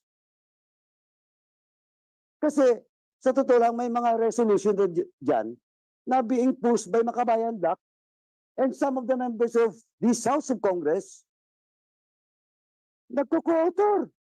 Ang dami natin. Diba? That's why to single out, because that time, Bene Abante is the minority floor leader and Makabayan Black is part of the minority bloc. I think the NTF-ELCAC and the ATC should review their process. Kasi sabi ko nga, if that is so, then I should be read. I should be, my name should be also questioned by the security sector.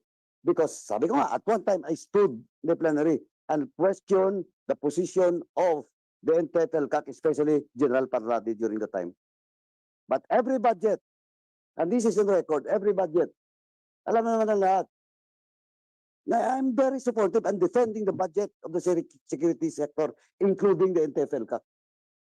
If I am doing that, I will not be tagged, I will not be accused of cuddling, but at one time I also attacked NTF-ELCAC. Mr. Chairman, we rather ask those agencies involved for them to explain at the same time, to review, especially not only members of Congress. Okay lang to ngayon because Bene Abante represent District of Manila. Bene Abante is a bishop. Bene Abante can speak because he is a congressman. But how about those individual being accused of cuddling, being accused of supporting just a mere again, I would just like to clear it out that I have nothing against the whole of nation approach of the administration, even the previous administration. But what I cannot accept is to accuse members of this House that supporting, cuddling, whatever accusations, because just a mere co-authorship to the bill being filed by the Makabayan Black. Thank you. Thank you, Honorable Chairman. Paduano, the Mr. Chair. Honorable Mr. Benny Abante, who was mentioned, and the Honorable J.J. Suarez. Just a point of clarification, Okay, ko muna. if I may, Kong Ben. Okay, he will yield, the Honorable Yeah. Suarez. Just addressed to Congressman, to Dr. Badoy. Dr. Badoy, your passion against the CPP NPA is based on ideology. Honestly, it's based on most likely being a mother. Okay, but That's the center part of it, but a human being, I guess. No? yes, See but the other than sufferings that, of our people. I'm sure following your prinsipyo, yung ideolohiya din ay hindi mo kaisa yung iniisip at ipinaglalaban. Mr. Chair, hindi po ideolohiya ang tawag doon, kung hindi lang yung malalim na lungkot na ganito yung nangyari sa mga anak natin. Okay. So, understood. So, and your sentiments, is it also shared by SMNI? Or is just solely your position only? Mr. Maybe Chair, I can ask okay. Congressman tuloy, Attorney Mark Tolentino. Attorney Tolentino.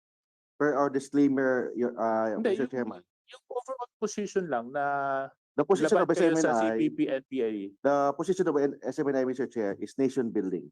So it's a general statement, Mr. Chair. Of course, that includes anti-terrorism, anti-NPA, Mr. Chair. So anti-communism din. Yes. But of course, the general stand of SMNI is nation building. So anti-communism din. So ba't kayo nakipag-partner sa Chinese Government Network TV? Communism yun. Mr. Chair, May I answer?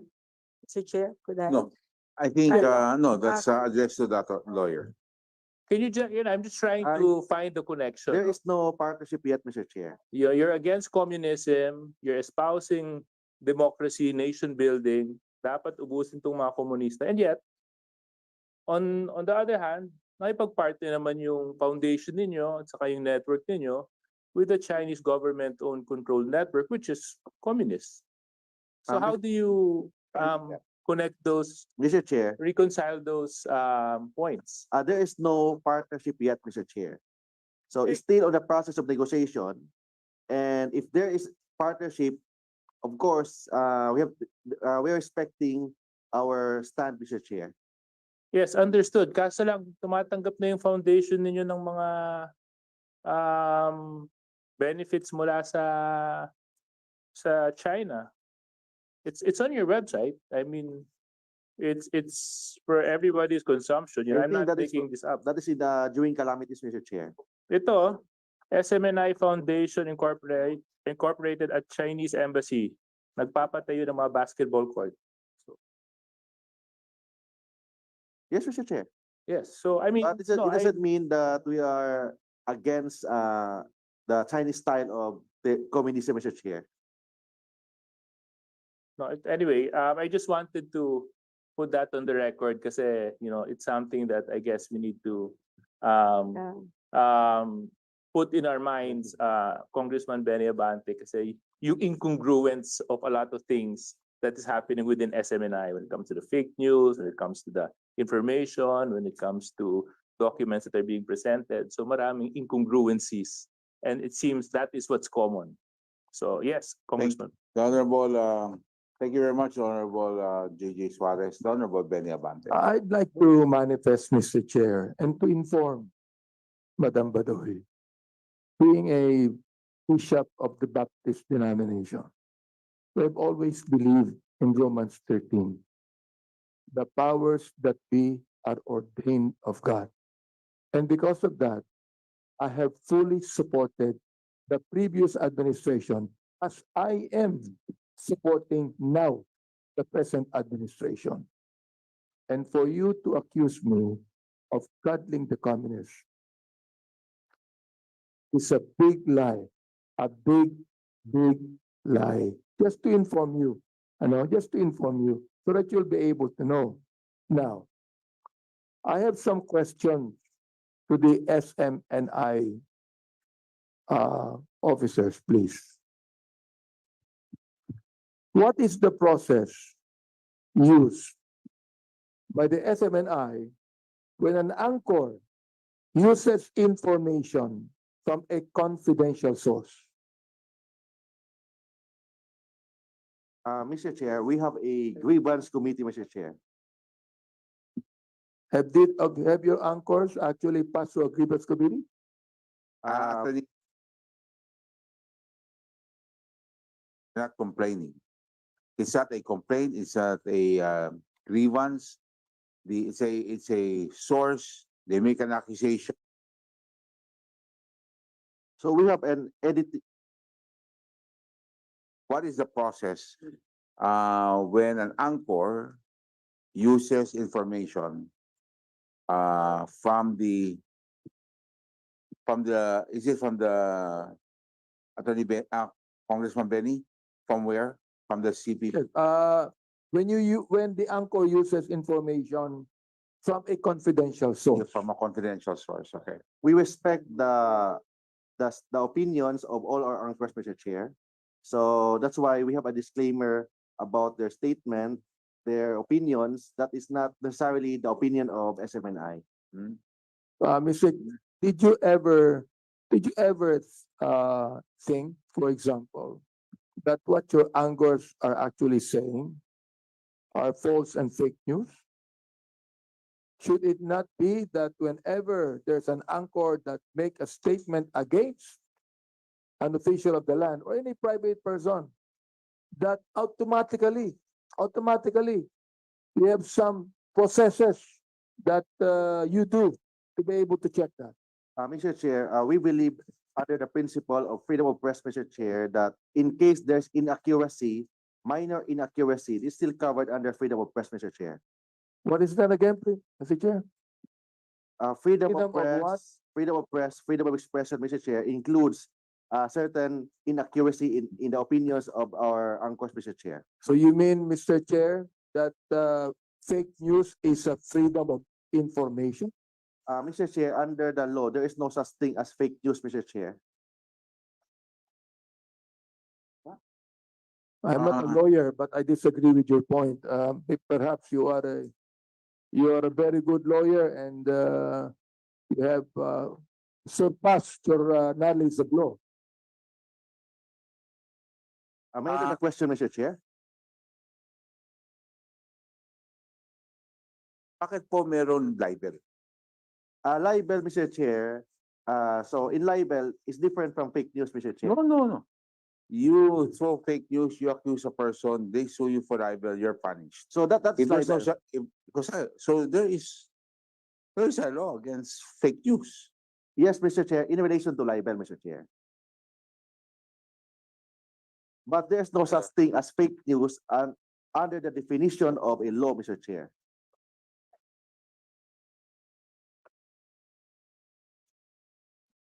So if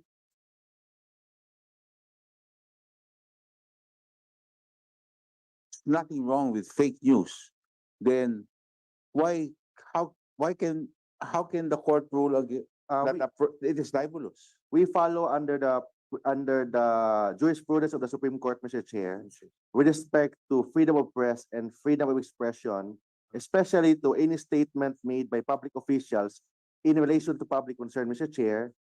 And we also believe that public officials should not be onion skinned, and that is our stand as a network, Mr. Chair. Yes. The Honorable Gutierrez. Yes, Mr. Chair. I think it's an inverted interpretation. The Mr. Chair. Honorable Gutierrez. Yes, Mr. Chair, just a very short interjection because I take exception to that statement. I think we're being too technical here, no? Nahihingi pa yung abogado ng definition ng fake news. How about some common sense? Mr. Chair, most respectfully, sa franchise sila, dissemination of deliberately false information. How about that? Yun na lang gamitin natin. Let's not go around using definitions like this. Most respectfully, Mr. Chair. Can I respond, Mr. Chair? Yes. Under the franchise, Mr. Chair, it says deliberate false information. I'm not saying deliberate false information. I'm saying certain inaccuracy in the information. Sometimes the anchors are not perfect to say all the accurate things. So that's why we believe that certain inaccuracy is still covered under the freedom of press and freedom of expression. Mr. Chair, may I say something? Mr. Chair, is there not false information when there is inaccuracy of information? Mr. Chair, we are just citing. Enlighten me. You're a very good lawyer. You tell me about that. Thank you, Mr. Chair. We are just citing, this is not my opinion, Mr. Chair. We are just citing the jurisprudence of the Supreme Court, Mr. Chair, about certain inaccuracy and still covered under freedom of press as long as there is no malice or there is no bad faith, Mr. Chair. Mr. Chair, may I say something? Isn't saying that is calling the communists, isn't that to malign? Mr. Chair, Isn't may I- that an intent to malign a person? And That's why, Mr. Chair, in case it is libelous, the good Congressman of Manila can file a case for libel against the anchor, not to cancel the franchise of SMNI. Mr. Chair, Chair, perhaps the only reasoning he has is that I have not filed any case. That's it. I have not filed any case because of this, he would think that what Madam Badoy said is not malicious or is not maligning. I did not file any case against Madam Badoy because I'm a good person than her. I am very forgiving and I am very forbearing. Mr. Chair, Oh, may I I respond? have I have another question. No? Your process, I think that what you did not answer me completely. when I ask the question, what is the process used by the SMNI when an anchor uses information from a confidential source? You did not directly answer me completely on that, Mr. Chair. Mr. Chair, under the SMNI procedure, Mr. Chair, we have a executive producer. We also have a deputy producer, a researcher doing that, Mr. Chair, every program. These are employees of SMNI. Yes, Mr. Chair. Thank you. Yeah, So you Mr. have control of this. Yes, Mr. Chair. Thank you. Mr. Chair, is the name of the source shared by the anchor with producers for betting? Not necessarily, Mr. Chair. Not necessarily. Yes, because we respect the SOTO law, Mr. Chair. Okay. Now, next question is this, Mr. Chair. Ayan na naman tayo, Sotulo na, linaw na yun nung nakaraan na turne, kaninang umaga, Sotulo ka na naman ng Sotulo. Nung pinasa natin yung Sotulo, ang linaw doon. Yung exception ng Congress, at saka nung proper court. I believe, Mr. Chair, that there's an exception. The exception if it involves national security, Mr. Chair. Na-accusation ni Ms. Badoy, sa kay Speaker, yung source na from Congress is not a problem of interest of state. Mr. Chair, if I may. Hindi, tanong kita, Mr. Chair. Matanong kita, yung 1.8 na accusation ni Ms. Badoy at saka ni Ka Eric, yung accusation dito involving the name of a certain employee in the Senate in which I only divulged ni Eric, it's not a question of the interest of the state. Ang question is Senate at the House. Our stand of that, Mr. Chair, is that Mr. Celis is not making any statement. Still, he's just asking question, Mr. Chair. That is the stand of SMNI, Mr. Chair. Balik na naman tayo doon. Alam nyo, Balik na naman tayo doon. yes, Congressman Paduano, alam po niyo mahaba ng pinag-usapan yan. At yung sinasabi nga kanina ni Congressman Toby Tiangco na paano ko magtatanong, hindi mo masabi sa amin sino kausap mo. Eh alam po ninyo, kung nasabi ni Congressman Tiangco, ano po ang tawag sa isang taong nagtatanong pero wala naman siyang kausap. So, di ba, parang medyo, hindi ko alam kung ang tawag doon. Baka may konting diferensya. I respect But anyway, the opinion of the good congressman from Congressman Tiangco, Mr. Chair. But still, we have our own opinion about that, Mr. yes, Chair. but if you keep on insisting, because alam po ninyo, we're talking of Section 4 here. Yes, We're talking Mr. of Chair. Section 10 and Section 11. 10, 11 has been established. Section 4 is very, I mean, you're trying to, alam po ninyo, if you keep on going there, alam ko naman na, you're trying to get out of Section 4 at hindi mo pwedeng mawala ng saysay ang Section 4 dahil ito po ay parte ng inyong prangkisa. Yes, So, klaro ko Mr. lang Chair. kay Mr. Rain at saka kay Eric, sinabi ko na po last week to, hindi naman po kayo ang tunay na, ang pinag-usapan po rito ay yung prangkisa.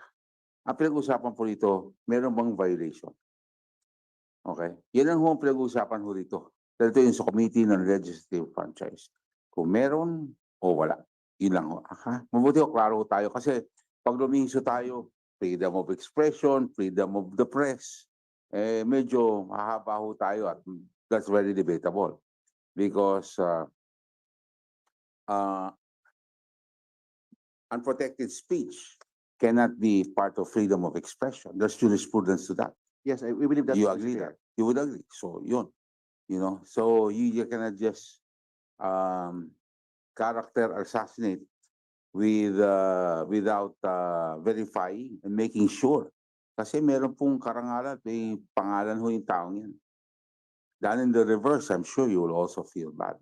Yes, Mr. Chair. And you will also say that it's not anymore freedom of expression because now you're maligning somebody.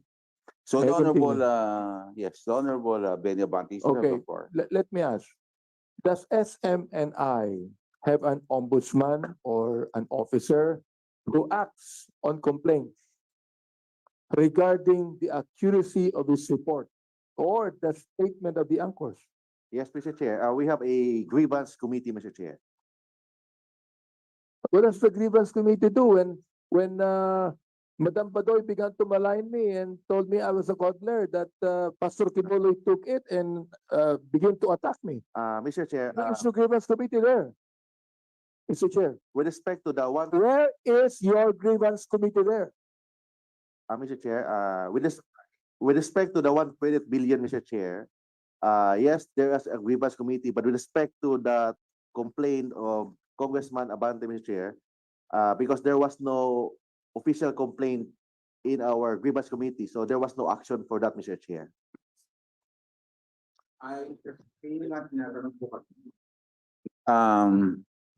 The grievance committee would only kick in pag ito po ay may reklamo, Yes, Mr. Chair. di ba?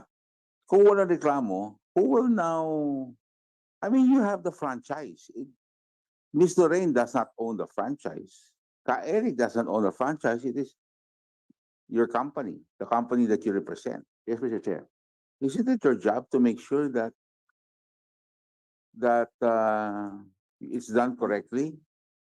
And don't we have the responsibility to, I think, ilan po yung sa opening statement po na pakinggan nyo po yung last week. Sinabi ko naman po na ginagawa rin po namin to para ang mga protektahan din natin ang media, no? Ang Thank you for lahat that, Mr. ng Chair. iba't ibang sektor. Pag nawalan ho ng kredibilidad yan, sino mo maniniwala?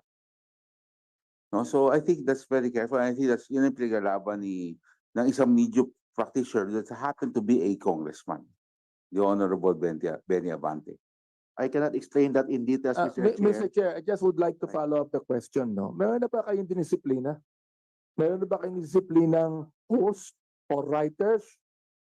For inaccurate, you said kanina, inaccurate, for inaccurate reports?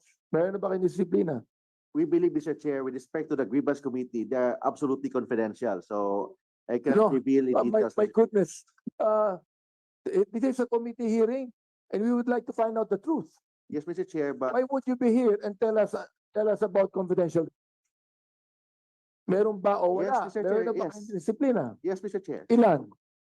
I have no personal knowledge to the number, Mr. Chair, but I'm sure that there is. Well, let me ask, Madam Bedoy, are you a black timer in SMNI? I'm a co-producer po, Mr. Co-producer. Yes, sir. Are you Yes. paying your program? Am I paying, no. Are you paying or not? Am I paying? No, I'm not. Who's paying it?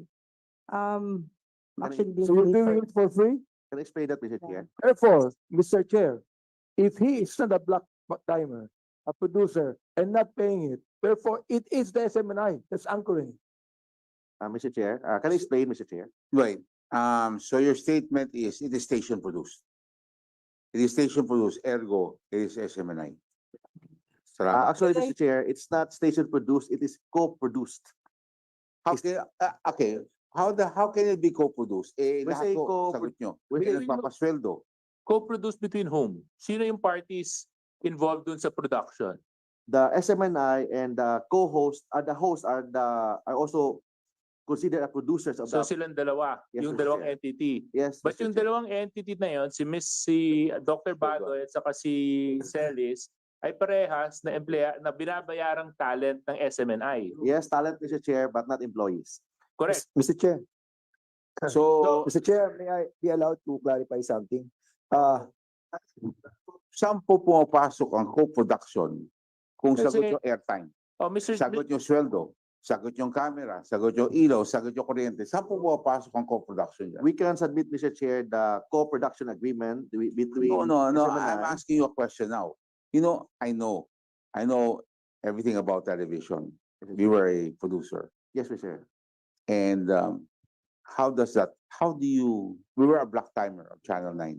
Yeah, yes, sir. A co-production is either you pay airtime or you share on the revenue, libre ang talent, libre, ang camera, sayo, ang ilaw, sayo, ang pagkain ng mga guests mo, sayo.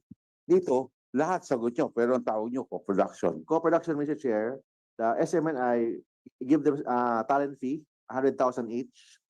And second, Mr. Chair, with respect to the income of the revenue of the program, 25% goes to Mr. Celis, 25% goes to Dr. Badoy, And, and the 50% goes to SMNI. and, You're saying there's revenue entering SMNI on the show? yes, yes, on revenue. Revenue, Mr. Chair. Yes. So you're saying may pera pumapasok? Paano pumapasok yung pera sa show? Advertisement, Mr. Chair, if there is. So may mga advertisers, may mga ads na lumalabas. There are minimal, there are Konti. few, Mr. Okay. Chair. Who are these companies that are advertising in your show? We will submit that, Mr. Chair. I cannot memorize all The the host names. is here. The host is here. Just tell me who. Mr. In Ray, your show, who? Mr. Tell Ray. me. Hindi ko alam. You are, Memorized. Mr. Chair. Mr. you Chair. are, you're under oath, Yes, Mr. Mr. Ray, Chair. So Yeah. tell me who are advertising in your show? Honestly, I don't remember the names. There's a gasoline look, ano station. pangalan ng Mr. produkto? Mr. Chair. Gasoline. Just to put it, Gasoline in station. perspective. It's a gasoline You've been station, doing Mr. this Chair. show for 3 years, Monday to Friday, 1 hour and a half every day. Ang sabi niyo, attorney, merong advertisers, kumikita. 25%, 25%, 50% sa SMNI. Simple lang yung tanong ko. Mm. Hindi niyo pwedeng hindi alam kasi kayo nag-host eh. Mr. Pwede ba Chair, naman yun? Mr. Chair, could I respond? Okay, Yes. so, honest answer here is because we're so, this work, as you can imagine, is very intense. Mr. diba? Chair, So, Mr. what Chair, we do just a moment. Mr. yeah. Chair, may Yes. check.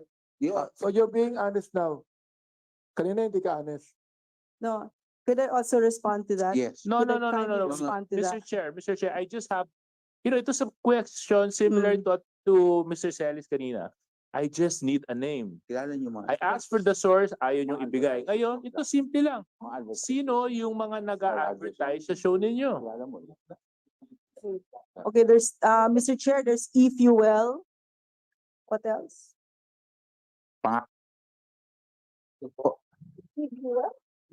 Mr. Chairman, Ano Mr. pangalan Chair, po? Ano kasi sa pangalan? totoo lang, ang konti talaga ng sponsors dyan. Because the anti-CPP work is not sexy. Nobody wants to touch it. So kami lang talaga dyan, Mr. Chair. Chairman, No. all, So, Chairman. Sila lang po kung Patuano, para maayos po tayo. Teka lang. Yes, Honorable JJ. hindi. I'm still at my point, Mr. Chair, doon sa binanggit ni Attorney Tolentino. So please, enumerate. Per my information, Mr. Chair, of the stock of. Attorney Tolentino, I think the question is directed to Dr. Badoy. Thank you, Mr. Chair. Mr. Chair, ang pagkakaalala ko, e-fuel, and then there's this food cart. Because honestly, ang toka namin sa show na ito is the creative license, everything, that's the concept, what goes into it, the content. So we're consumed by that. So I honestly don't really look at the sponsors too much. I just don't. Yes, I'll beg to the chairman, then I'll go Yes. back, Mr. Chair. Alam po ninyo, tanong ko lang po di ba meron po kayong porsyento dito sa revenue sharing? Tama? Yes, Mr. Chair. Hindi ba kung kayo ay may revenue, dapat alam nyo kung saan ang source ng revenue? Alam nyo kung sino ang mga sponsor ninyo? Para alam nyo na tama yung 25% na makukuha nyo as stated by the Attorney Tolentino. May I answer, Mr. Chair? Yes. Yes. Yes or no muna. Could you repeat it Hindi again? ba dapat alam nyo kung sino ang mga sponsors nyo? Dahil may porsyento po kayo, may revenue sharing kayo as manifested by the Attorney Tolentino. Na may 25% ka, may 25% si Ka Eric. Hindi ba responsibilidad nyo na sino ang mga sponsor na to? Mr. Chair, I honestly don't care about the money. That's the truth. Gusto ko lang tapusin ito. Pwede ko bang mag-respond dun sa sinabi ni Ano pong tatapusin ho ninyo? yung CPP, NPA, NDF, sir? Chair, Mr. Chair.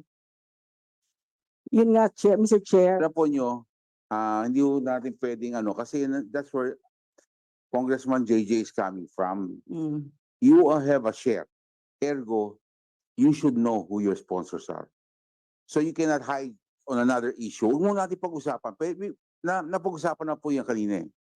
Ngayon, it's either walang sponsor or Mr. Chairman, may I? Mr. Chair. kasi Mr. Chair, may I or clarify? meron Kasi po I kayong think this, magtatanong because tinatanong ko si si ikaw, Congressman Benny, meron kang radio station. Alam mo mga sponsor mo. Di ba? Kasi kung konti lang, sabi nyo, konti lang sila. Eh di mas madaling tandaan kung konti eh. Kesa marami. Mr. Chair, if I may. Mr. Chair. Yes. Okay, so, honestly, I didn't know that you were gonna ask, so hindi pumasok sa isip ko kaagad. But now thinking about it, listening to you, it's e-fuel and some food carts, I don't remember the names, and Galileo water, something like that. Okay. Okay. Yun, Mr. Chair. tatlong produkto. Meron pa po? Nalala Ah, nyo? Paiba-iba, minsan nga wala, minsan meron, minsan ganon. Hindi nyo po binabanggit sa show niyan? Thank you to the sponsor. Thank you to the sponsor. Di ba binabanggit niyan? No, Mr. Chair, we don't. Wala kayong Kaya nga, pakita na hindi ko ganyan. nga siya alam, Mr. Chair. Salamat, Mr. Chair. So, Mr. Chair, Mr. Chair, kasi sa JJ has a floor first. Okay. Hindi na po, Pongdan. So, Attorney Tolentino, Yes, Mr. sabi Chair. nyo may income sharing kayo. Yes, Mr. Chair. So, do you also concur with the statements of Dr. Badoy na ito yung mga kumpanyang nagsiserve as advertisers doon sa programa?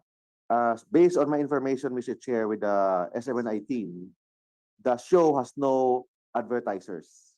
But in case there's advertisers, Mr. Chair, that is the share. 50% SMNI. No. 25%. Okay, wait. Para lang. You're saying na walang advertisers? As of today, Mr. Chair, none, Mr. Chair. Ano yung sinabi ni Attorney Badoy na e-fuel, food Chairman, cart, it's not Galileo water, Mr. ano Chair. yun? Mr. Chair. It is an advertisers, not of Laban Kasama ng Bayan, but it is an advertiser of a program prior to that program, Mr. Chair. No. Are lying. Chair, Mr. Chairman, Mr. Chair. these people are lying. Why? Here we are Mr. again, Chairman, I think these being people, confused with information and hiding of the truth. yes. Kanina may na-attempt na tayo na isa, tapos nandito na naman tayo eh. Alam nyo, No. Mr. Chairman, dito po sa breakdown ng revenue nila, lumalabas dito na yung pong revenue no, yung galing lamang po sa mga radio station nyo. Walang lumalabas sa revenue na nagagaling po doon sa show ninyo. And I think you are lying dahil dito po naka-breakdown po ang revenue. Itong istasyon ang kumita ng 105 million ng 2022. Kumita ng 2021 ng 41.8. Kanina sabi ni attorney, wala daw advertisement and promotion. Dito sa advertising and promotion nyo, 12 million ang ginastos nyo ng 2022. At noong 2021, binload nyo nga 810,000 lamang. Tapos ng 2022 is 12 million. In other words, Mr. Chairman, clearly, nagsisinungaling kayo, Chair. Ma'am Badoy. Dahil sinasabi nyo, kumikita kayo sa pagiging co-producer, pero hindi nakalista po sa breakdown ng inyong mga revenue. So how can you explain that the one that you have submitted in this copy, hindi kasama yung revenue ninyo bilang producer? How can you explain that? May I, Mr. Chair? yes, go ahead. Okay. Mr. Chair, can I just put this on the record? We've already cited an individual in contempt earlier for failing to provide the information that the committee requires. To SMNI right now, again, very, very, very thin ice. Both of you magkatabi kayo. Sinabi mo, abogado mo to. Kayo magkatabi, hindi pa kayo magkasundo kung ano ba talaga yung totoo. Sabi mo, may 3 nag-a-advertise. Sabi ng katabi mo, wala. May I? Paano namin kayo paniniwalaan? Magkatabi na nga kayo. Tapos sinabi pa ni Congressman Dan Fernandez dito, na lahat Record naman to po eh. Please refrain from lying kasi we will be citing you for contempt. Kasi nakalagay po sa revenue, submitted nyo, 4 na taon kayo nagsasubmit dito. Ito, this will not lie. I can give you this. Dahil revenue na sinasabi nyo po, na andito lahat, breakdown. From income tax, from yung inyo pong mga losses, saka yung inyo pong tinatawag na mga expenses, and the revenues. So, wala po nakita nung binabanggit nyo kanina na meron kayong kinita, na dineklara nyo rin dito. In other words, you are lying. And if you are lying in this committee, aba, ewan ko. Mr. Chair, Yes. Mr. Chair,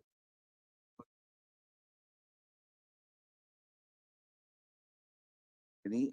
I Mr. Chair, move, may I I respond? move to declare Madam Badoy in contempt. I second. There's a motion. Duly seconded by the Honorable Akop on a motion of the Honorable Benny Abante. Pwede po bang magsalita, Mr. Chair? Yes. The Mr. Chair. Honorable, there's a second. The chair hearing no objections. May we know from the Honorable Abante to be, let us be specific on the specific ground that you are going to cite them in contempt. Section 11. Section. Section 11, H, and, yeah, yeah, yeah. Oh. Section 11, contempt, refusal to answer an irrelevant inquiry.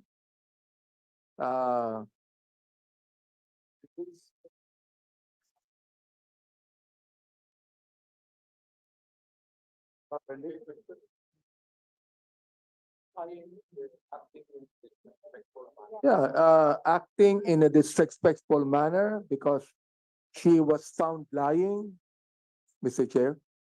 That would be my reason to make a motion to declare her in contempt. Mr. Chair, may I respond? Okay, And I will ask you to respond later okay, on. thank you, Mr. Chair. Because there's a pending motion on the floor, okay? Okay. There's a motion by the Honorable Benny Abante, seconded by the Honorable Akop.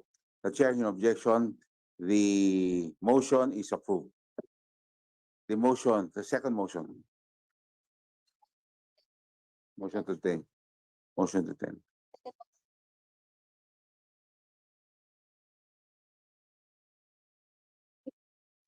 We will,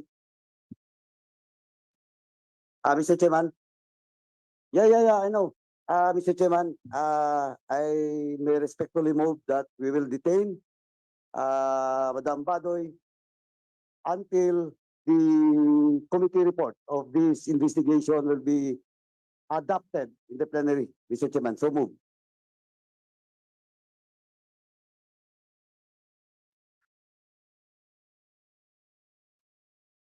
that.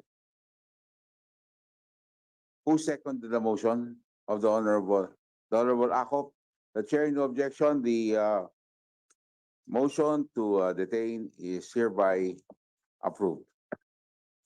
Yes, please. Mr. Chair, like I told you earlier, this was the place where I grew up in. Dito ako naglaro when my father was in Congress. And I'm deeply saddened by what I've seen today. Now, but I respect the committee because this is how I was brought up by my father, to be Okay. honorable. And to have my fullest trust pa rin in the institution. Hindi natitinag yan, Thank you. Mr. Chair. Thank you. May tanong na po ko. Yes, Mr. Chair. He was part of which Congress? What's the name of your father? Anacleto Badoy Jr. In what Congress was he part of? I don't know, Mr. Chair. That was in the 70s, late 70s and early 80s. Okay, thank you very much. Yes, Mr. Chair. So, May I please? Just a follow-up lang. Ito naman, please, pakiusap lang, just for once. Can we at least hang on to the truth? You know, it's been so difficult throughout the whole afternoon to get it. You know, you have documents that are conflicting, statements that are incongruent.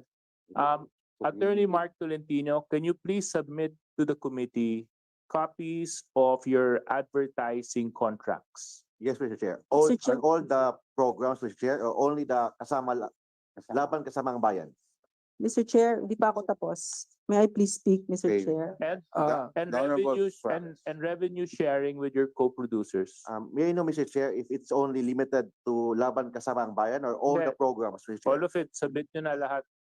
Okay, Mr. Chair. Thank So, you. Mr. Chair, I'd like to add also that the lawyer would submit to us the process on how you discipline the anchors and the hosts that you have. Yes, Mr. Chair. Can we give us, please give us, Mr. Chair, 1 week to prepare all And these other than that, documents? Mr. Chair, in connection dun sa request ni Kong Benny, may we also subpoena yung disciplinary actions na ginawa ninyo, investigations, 'di ba? Meron sinabi silang ginagawang investigations internal. Yes, Mr. Kaso Chair. lang hindi nyo masabi kung ilan na yung napatawan nyo ng disciplinary actions at kung anong penalty ang inimpose nyo sa kanila. Pwede nyo ba bigyan din kami ng kopya nun? Yes, Mr. Chair.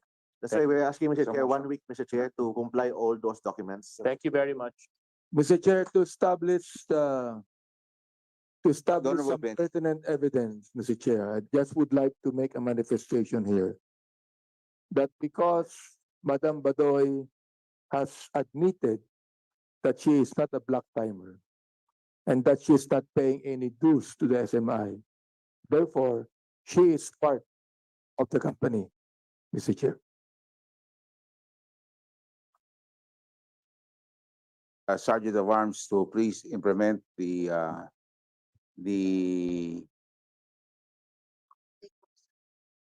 take custody of of Miss Modoy as directed by this committee.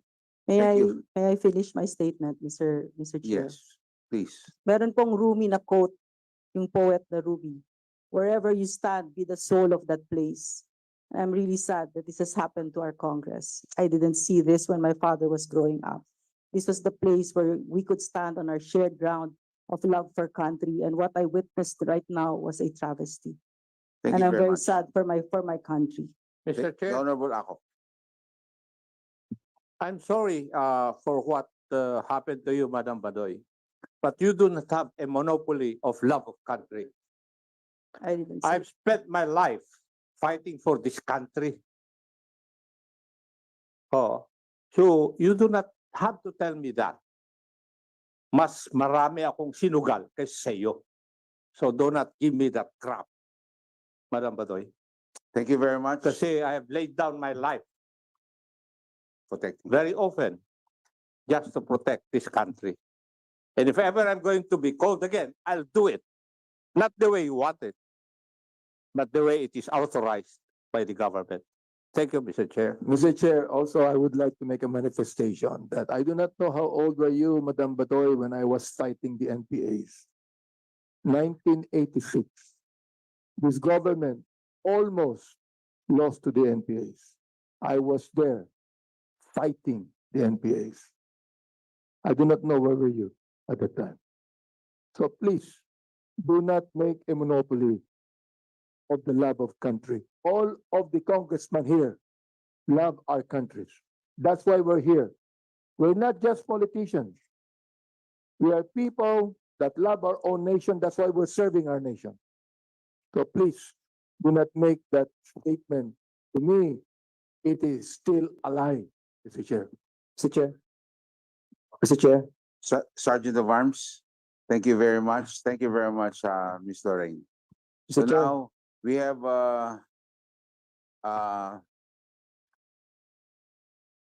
you will have to put her in the same place where Ka Eric is, no? I mean, in the same area, in the premises of the House of Representatives. That's what I meant. Okay. So now we have the Honorable. Meron for adjournment, sir. No. There are other speakers. Meron pa ba? I'm sorry. Okay, I thought we're done. I withdraw my motion, Mr. Chairman. Mr. Chair, The Honorable. gusto niya yung ito lang yung relationship niya kay Atty. Suplico. Oo nga. I'd just like to By ask, the way, Mr. where's Chair. Attorney Suplico? I heard this. Mr. Chair, I'd like to ask Congressman Dan, Okay. where is he going? Because Attorney Suplico is no longer here. Mr. Let's Chair. proceed. Okay. Mr. Chair. The Honorable Kimbo, then the Honorable Gutierrez. Mr. Chair. My co-counsel, Mr. Chair, Attorney Rolex Suplico is the clinic. Yes, I understand. Yeah, so we take note of that. So High blood we pressure. hope he will feel better in a bit. Yes, Congresswoman Kimbo, you were raising your hands, then Well, we'll ask the Honorable Gutierrez. Yes, This time. Mr. Chair. Sige, magtatanong na po ako bago sila maubos. Ako lang naiwan, Mr. Chair. The last man standing. The last man standing. Well, actually, this is really a question on behalf of Kong Joboy. Nainip na po siya pero pinagbili niya talaga sa akin ng mabuti na talagang kailangan ko daw itong itanong. Okay, so anyway, kanina po kung naalala po natin, paulit-ulit po in defense of yung pong alleged violation doon po sa Section 11 on the dispersal of ownership, doon po sa failure to comply with a 30% offer, public offer of their outstanding shares. Lagi pong ini-invoke as a defense yung failure daw ng Congress na sagutin ang kanilang sulat dated June 30, 2022. So, ang pinapatanong po ni Kong Joboy Aquino, simple lamang po, nung sa inyong pananaw, nagsulat kayo sa Kongreso, June 30, 2022. Ngayon po ay December 5. Hindi pa kayo sinasagot sa inyong pananaw. Anong ginawa nyo? Kayo ba'y nag-follow up? Nagsulat ulit? Anong ginawa nyo? Per my information, Mr. Chair, we are waiting, but still, Mr. Waiting. Chair, because we believe, Mr. Chair, that there is no timeline for that, Mr. Chair. But that's why I'd like to ask for an apology for that, Mr. Chair, and give us time to comply all the requirements, if we may, Mr. Chair. So maliwanag, Mr. Chair, na walang ginawa ang SMNI doon po sa sinasabi po nilang hindi pagsagot ng Kongreso. At nandun na rin po tayo doon sa sulat na yan, June 30, 2022. And Mr. Chair, medyo na-disturb po ako dito sa sulat na to because they made it clear. One of their statements in this letter has to do with the purpose of the company. Ang sabi po nila, Mr. Chair, that these are the main priorities of the company. Number one, to serve and to continue to serve the Filipino people, bringing only balanced and fair news through objective and candid reporting in a mix of news and public affairs programs to enrich the discussion for social inclusiveness among the citizenry. Number two, to reach and preach for the goodwill of all and the propagation of faith, as well as religiosity and faith to deepen the faithful's relationship with our Creator. So yun po ang sinasabi po nilang dalawang layunin po ng kumpanya. And therefore, ang sabi po nila, the main goals of the company are not profit-driven. Nililiwanag po nila, hindi po sila profit-driven. Yes, So Mr. ito po ang aking simpleng tanong. So you confirm that? Yes, Attorney. Mr. Chair, but Okay. but the one who wrote that letter is So- not me. No, Mr. simple President. lang. You confirm that. Not Mr. Chair. profit-driven. So it's ang aking simpleng tanong. Bakit po kayo nag-apply para sa isang commercial franchise? Dito po sa Section 1 ng inyong prangkisa, nakasulat po, nature and scope of franchise to construct, install, establish, operate, and maintain for commercial purposes. Klaro po, it's for purposes of making profit. Bakit? Meron kasi tayong another category of franchises, non-commercial. Meron po distinct category na ina-applyan po tulad ng mga state universities and colleges na talagang hindi naman po profit-driven at yun po ang ina-applyan nila kapag hindi po for profit ang kanilang operations. Kaya Yes, Mr. Chair. aking tanong, hindi po kayo, bakit man po mali ang inyong ina-applyan na prangkisa? Mr. Chair, the best person to answer that, Mr. Chair, is the president of the company. So, yes, Mr. Chair. Yun po ang isasagot sa akin ng presidente, hindi po ako abogado. Kaya, ikaw na lang po, ang ending po, kayo din naman po. I'm the last man standing here, so I'll try to answer it, Mr. Chair. Based on my personal knowledge, Mr. Chair. Yes, it is not, the SMNI is not, it's not a focus on profit, Mr. Chair. So that is my knowledge and information about SMNI. That's why if you check, you compare that to the other company, other broadcast company, there are a lot of advertisers in that company. Unlike in SMNI, if there's only one or two per program, Mr. Chair, and very minimal payment, compare that to the other broadcast establishments, Mr. Chair, or TV or radio establishments. So again, it doesn't really explain. You're explaining that you're not for profit. But then, bakit nga commercial franchise ang inaplayan nyo? And what is your take on, baka nga mali yung prangkisa, di ba? Nating amendahan. That's why, Mr. Chair, with respect to the profits, the income, and the financial statement of the company, may I request, Mr. Chair, for our next meeting, Mr. Chair, we will bring with me the external auditor and the internal auditor of the company, Mr. Chair. Okay, Mr. Chair, follow-up question. Kung hindi kayo profit-oriented, paano ipapaliwanag itong 105 million peso revenues in 2022? May interest income na 35 million. That time, Mr. Chair, during election season, Mr. Chair. That's why I believe that their income of the company in 2022 during election season.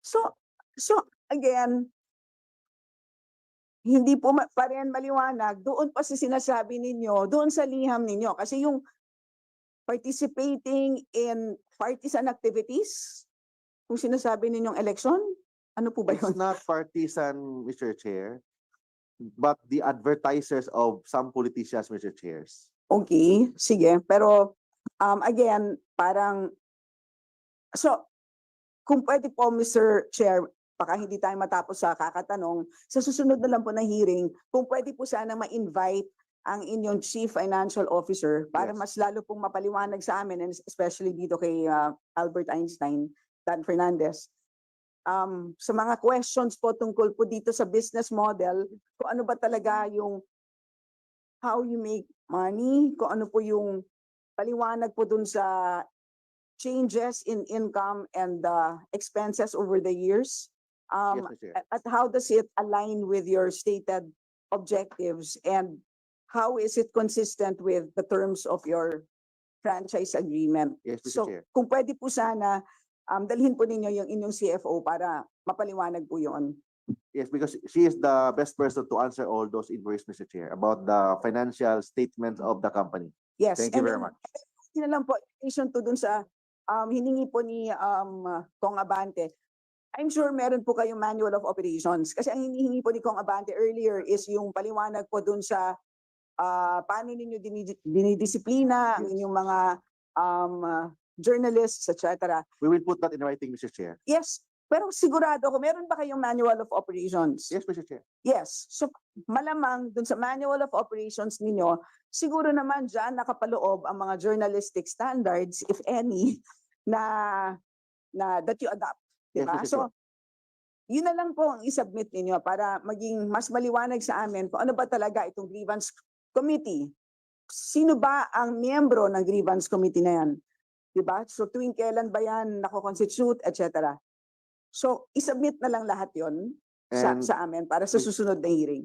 Mr. Chair, due to the voluminous request of all those documents, can we request for at least 10 working days to prepare all those documents, Mr. Chair? 10 working days daw, Mr. Chair. There's a, we will, No, until the next hearing. Mr. na lang. Chairman, can we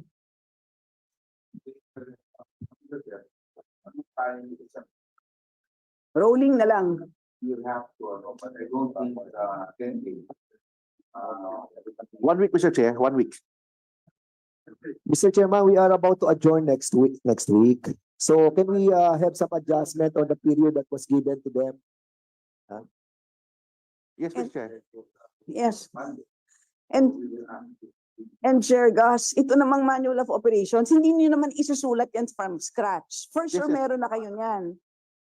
Unless wala. Yan gawa na ho eh. Hindi nyo naman gagawin yan, no? Yes, Mr. Chair. Unless hindi nyo, wala kayo, or gagawin nyo pala, pero pag naman lahat ng mga hinigigawa na yan. Yeah. Tapos Salamat siguro, po. Chair Gus, kung ano yung meron na, Isubmit yun na na. munang isubmit, tapos word That- back na lang. That's what I said. Yun na lang po. That's what I Thank you. suggested.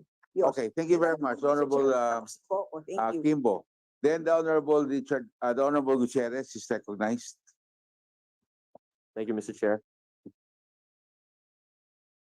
Okay, Mr. Chair, this House resolution today was supposedly focused doon sa subject matter stated. As embodied po, no, submission si Kong Franz Castro, the privileged speech of Kong JJ Suarez.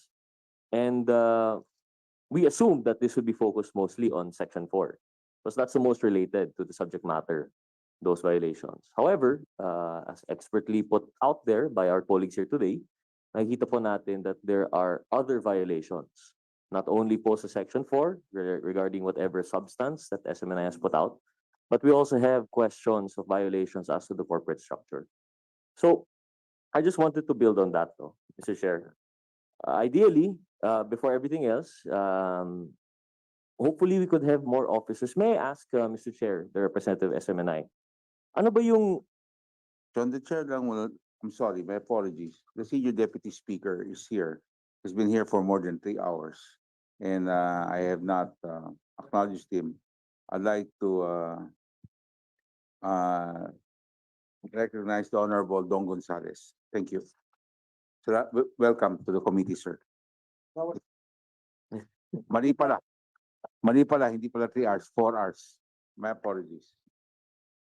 Thank you, Mr. Chair. So, Mr. Chair, may we ask the representative of SMNI, the lone representative, may we know who are the officers of Suarasug? So I have with me, Mr. Chair, for 2023 document, Mr. Chair. Mr. Chair, let's start with the top. Sino po yung chairman?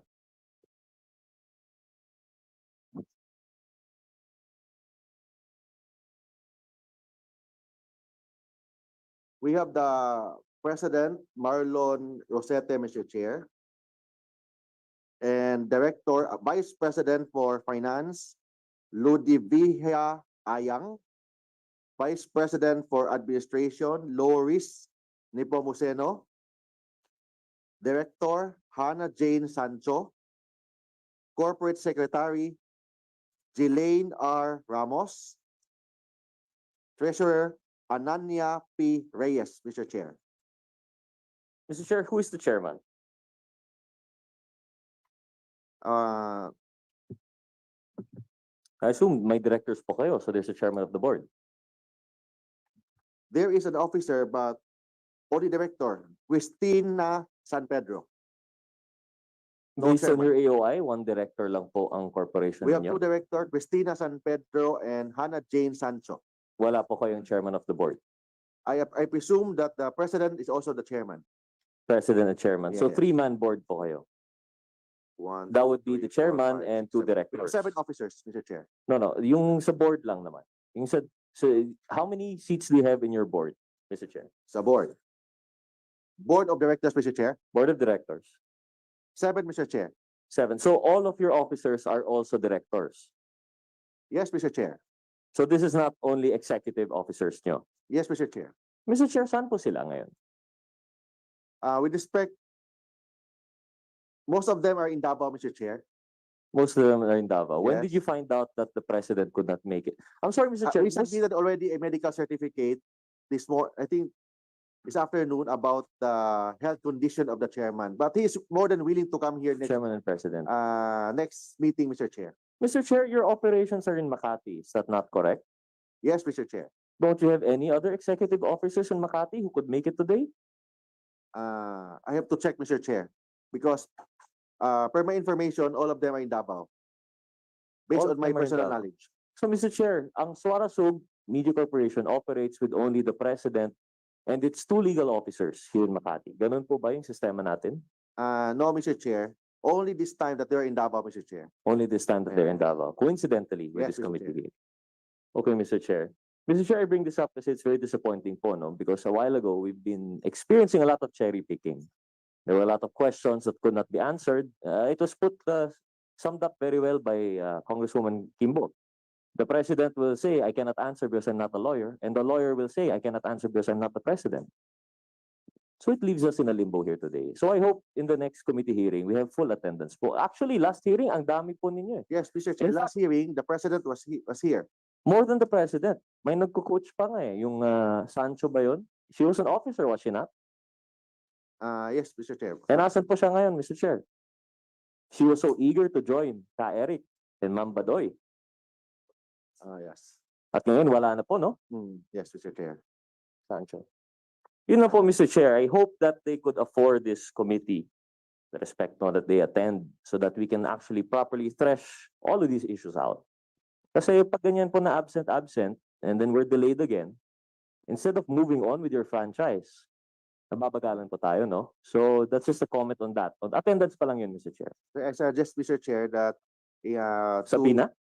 not Mr. Chair, but to name all those officers that you want to be here next meeting, Mr. Chair. Mr. Chair, may we suggest, we've already written to SMNI, why don't you bring all of your officers? Unless you want nga a subpoena. Okay, Mr. Chair. Thank you, Mr. Chair. Mr. Chair, Your good judgment. Okay, kung hindi po presidente, dali niyo yung presidente, yung vice The presidente. 7 officers, Mr. Chair. Okay, sama niyo na po lahat. Thank Mr. you. Chair, Okay. because some of our colleagues raised the issue of revenues and commercial corporations, I would like to propose that we invite the BIR, Yes, they are. particularly the BIR in Davao And AMLAC, and AMLAC. AMLA and SEC, Secretary Exchange Commission. SEC is here already. SEC is present. Oh, So we will have the presence of AMLA and BIR. Thank you very much. Okay. The Thank you. Honorable Gutierrez, you still Mr. have Chair? the floor. Yes. Thank you. So I won't belabor the point already of Section 4. We've already had substantial evidence of what we view as transgressions and violations of that section. Mr. Chair, I'd like to focus on the corporate matters that were brought up earlier. Mr. Chair, may we know from the representative of SMNI if Suara Sug Media Corporation has at any point in time listed with the Securities and Exchange Commission, yung PSEI, Philippine Stock Exchange? No, Mr. Chair. Never. Never. Mr. Chair. So when it comes to the dispersal, yung Section 11 po natin, they've never explored the possibility of listing on the stock exchange for dispersal of ownership. We opted the other mode, Mr. Chair, under the second sentence. Other method of encouraging public participation, Mr. Chair. Mr. Chair, I just want to, para maintindihan po natin, no, the way that the lawyers of SMNI choose to interpret the law. Because on one hand, dahil walang timetable, they will claim because it's not stated in the law, therefore there's no way to interpret it. On the other hand, kung saan walang co-op nakalagay sa batas, they will now interpret by looking at other franchises. Tama po ba, Mr. Chair? Is that the way you interpret the law? Not necessarily, Mr. Chair. But in this instance, that is That's the why way. we are writing a letter to the SEC. Mr. Chair, most respectfully, the letter is done. It already said that we have complied with Section 11 by doing the following. So is there an attempt to even comply with Section 11? Mr. Chair, do you have 30% set aside? As far as I understand, all of your 650 million in ACS is not necessarily paid up, but all of it is subscribed. Saan po natin makukuha yung 30% for the public? That's why, Mr. Chair, we are more than willing to comply this provision, Mr. Chair. And we are asking this honorable committee to give us a specific time, Mr. Chair, to comply this, Mr. Chair. Mr. Chair, most respectfully, this is already 4 years in the making. And you are only choosing to comply with the co-op, which is not even in your franchise. But Mr. Chair, when it comes to the timetable, which isn't in your franchise, what interpretation do you have? No timetable, no problem. But it doesn't mean, Mr. Chair, that we are violating this provision, Mr. Chair. We are more than willing to comply these provisions under Section 11, Mr. Chair. That's why we're asking this good committee, Mr. Chair, to give us time to comply I'm very honest, Mr. Chair. We are in good faith to comply this provision, Mr. Chair. Mr. Chair. So you may say that now, but for the past few years, which has not been questioned, there was no follow-up as established prior. Walang follow-up, walang tanong po kung ano nang mangyayari dito sa dispersal natin. There's no question of timetable. Just to lay out the facts, no, Mr. Chair. That's why, Mr. Chair. Mr. Chair, I still have the floor. Okay. Mr. Chair, it was mentioned earlier that one, the ACS has been maxed out. Number two, the tone of the letter is not even in a question form. It is already finished. It is deemed complied in their eyes. They have taken it upon themselves to interpret and execute the law. And Mr. Chair, I propose a third way to look into the intent of SMNI. Let's look at their previous franchise, Mr. Chair. Mr. Chair, is the representative of SMNI aware of the provisions of their previous franchise? I'm not aware of that, Mr. Chair. Not aware. I'm not their lawyer at the time. Not your lawyer, not the president. Mr. Chair, Section 9, I will read it for you. Democratization of ownership. In compliance with the constitutional mandate to democratize ownership of public utilities, the herein grantee shall make public offering through the stock exchanges of at least 30% of its common stocks within a period of 3 years from the date of effectivity. This act provided that no single person or entity shall be allowed to own more than 5% of the stock offerings. In the past 25 years, you have never listed with the stock exchange. Is that correct, Mr. Chair? I have no personal knowledge for that, Mr. Chair. You just told me earlier that you have never, Suarasog has never been listed. Yes, never, Mr. Chair, but with respect to the details of the information, I cannot answer that, Mr. Chair, because I was not their lawyer at the time. Mr. Chair, yes or no, is it listed or not? Has it ever been listed or not? They have, that question was, that was your opening question, and the lawyer stated that they are not listed. No personal knowledge. Earlier, he They- made that they- mention. Now he says no personal knowledge. Mr. Chair, just to be sure, may we ask the SEC, our representative here? SEC, Yes, Mr. Chair, we confirm and I already manifest earlier which that is, what do you concur to? we confirm that there's no, they are not listed in the stock They're not exchange. listed. They They're have not never been listed. listed, They Mr. have Chair. never been listed, so. Never, Mr. Chair. Mr. Chair, thank you very much. So now we see the dispersal of ownership provision, not only of this franchise, but the previous franchise of 25 years.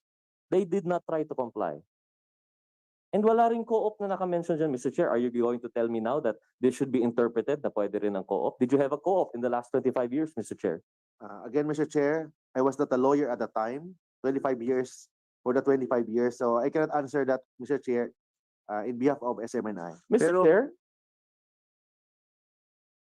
Ano yun, attorney, hindi mo dapat na, at least yung parting yun, alam niyo yun, na, kasi lagi kayo nagbabanggit, history of SMNI.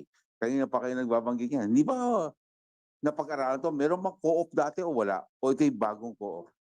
Yes or no lang, kasi may GIS naman po eh. Based on my personal knowledge, Mr. Chair, no, Mr. Chair. No co-op. Ngayon na ho nagkaroon ng co-op. Yes, Mr. Chair. Salamat. Mr. Chair, we cannot subpoena the dead. So the current officers must make do. Kayo lang naman makakasagot ito. Now, That's Mr. why, Chair, I will move on from that point. Yun nga po, no? We established the previous franchise, there was no listing, failed to be fair with you, Mr. Chair, Section 9 did not mention anything of revocation. But we'll go to that naman, no? In the next portion. So, Mr. Chair, I'd like to question the timeliness, no? We are looking at their GIS. A big question now arises of the structure of SSMC. Mr. Chair, something struck me in the last hearing. I believe it was the interpolation of Kong Suarez. The lawyer of SMNI, you were involved with a certain foreign controversy. Is that correct, Mr. Chair? Allegedly? Allegedly, Mr. Chair. Allegedly. So you have some knowledge of corporate structuring, shell I'm not an companies expert of and the that. like. That is not my practice, Mr. Chair. But you were engaged with them in that field. No, Mr. Chair. Corporate. But you're correct. As legal counsel for the corporation, part of it involves with corporate structuring. Is that not? Do they not seek your advice when they go through these restructurings? When at the time, Mr. Chair, no, Mr. Chair. 3 years ago, Mr. Chair. So that's at least 3 to 4 GISs ago. There are many lawyers of SMNI, not only me, Mr. Chair. Mr. Chair, may we know to what extent Attorney Tolentino can answer when it comes to corporate restructuring in the history? I tried my best to answer the best that I can, Mr. Chair. But I'll be honest, if I'm not aware or have no personal knowledge of your inquiry, Mr. Chair. Any problema. Mr. Chair, sige, we'll just ask the questions plainly. For 2019, there is no beneficial ownership declaration because hindi pa to require ng SEC. Is that correct? Yes, Mr. Chair. Mr. Chair, for 2020, you, the GIS of SSMC, mentioned Pastor Tiboloy as the beneficial owner. Yes, Mr. That's Chair. correct, Mr. Chair. With 7,500 No, it's okay, shares. Mr. Chair. A simple yes or no about the beneficial owner. Now, Mr. Chair, my question is, what is the basis for citing Pastor Tiboloy as the beneficial owner for that year? First, he has a share at the time, 7,500 shares. Mhm. And at that time, he is the executive pastor. Okay. So we established that he is made beneficial owner by virtue of his executive pastor. By being executive pastor. Because yung 7,500 shares is what percentage po, Mr. Chair? Only One? 1%, Mr. Chair. 1%. So I don't think that's the reason for having established him as the beneficial owner. So we must surmise that he is a beneficial owner by virtue of his being executive pastor of KJC.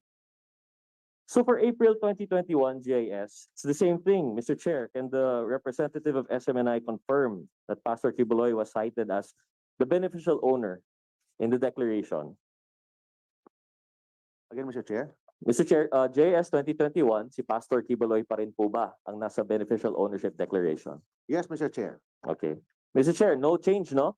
95% pa rin yung executive pastor. 2021. 21, yes. Pastor Tiboloy has 1.5% share 1.5%. in 2021, and the executive pastor of the Kingdom of Jesus Christ has 95% 95%. And he is still the declared beneficial owner. at this time. Last page na At this at that time, time. Mr. Chair. He is Mr. the Chair, leader. 2022 dito nagbago. Yes, Mr. Chair.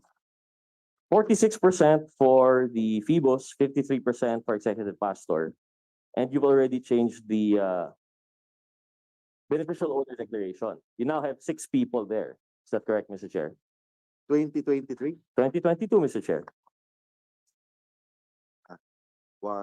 Seven personalities, Mr. Chair. 7 personalities. But Mr. Chair, wasn't it shown earlier by Congresswoman Nograles that at this time, Phoebos was like 99% executive pastor? Sorry, Mr. Chair. It's not 7, it's 10 personalities, Mr. Chair. 10 personalities. Okay. Well, in Can either I case, mention the name of the personalities? that's No not need. necessary. Mr. Chair, let me focus now on that year. Phoebos, 46% of SSMC was 99% owned by executive pastor of KJC. And executive pastor of KJC at the time was Pastor Tiboloy, correct? 2022, Mr. Chair. Yes, Mr. Chair. Di naman tayo nagbago ng year for this query. Correct ba, Mr. Chair? Can we confirm that at the time, the executive pastor was Pastor Tiboloy? Yes, until December of 2022. Yes, Mr. Chair. So in that case, how come he was not included in the beneficial owner declaration Of of SSMC? Sa dami-daming pangalan binanggit ninyo, 10 packs pa nga, hindi po siya kasama doon. Yes, Mr. Chair. And you say, Tanong muna bakit hindi po sila kasama? Can you please answer? Because there's already the 53.46% is already owned by the executive pastor. which is And still him, we're still him, but of course on process, he is already retiring at the time, December of 2022. Mr. Chair, does it matter for a JS declaration? All that matters is at the time of submission, who is the executive pastor. So why was there a divestment of sorts? It's just highly curious, Mr. Chair. Mr. Chair, moving on. So later on in that year, that was the time that there was an actual transfer to Pastor Acobo. December Brother 2022. Marlon Acobo, Marlon Acobo, 2022 December. December 19, 2022. Okay. And in 2023, hindi nagbago. Actually, Mr. Chair, was Mr. Acobo mentioned Was Pastor Acobo mentioned in the 2023 GIS as a beneficial owner? Out of the 5 people that were there, I think, 2023? 2023.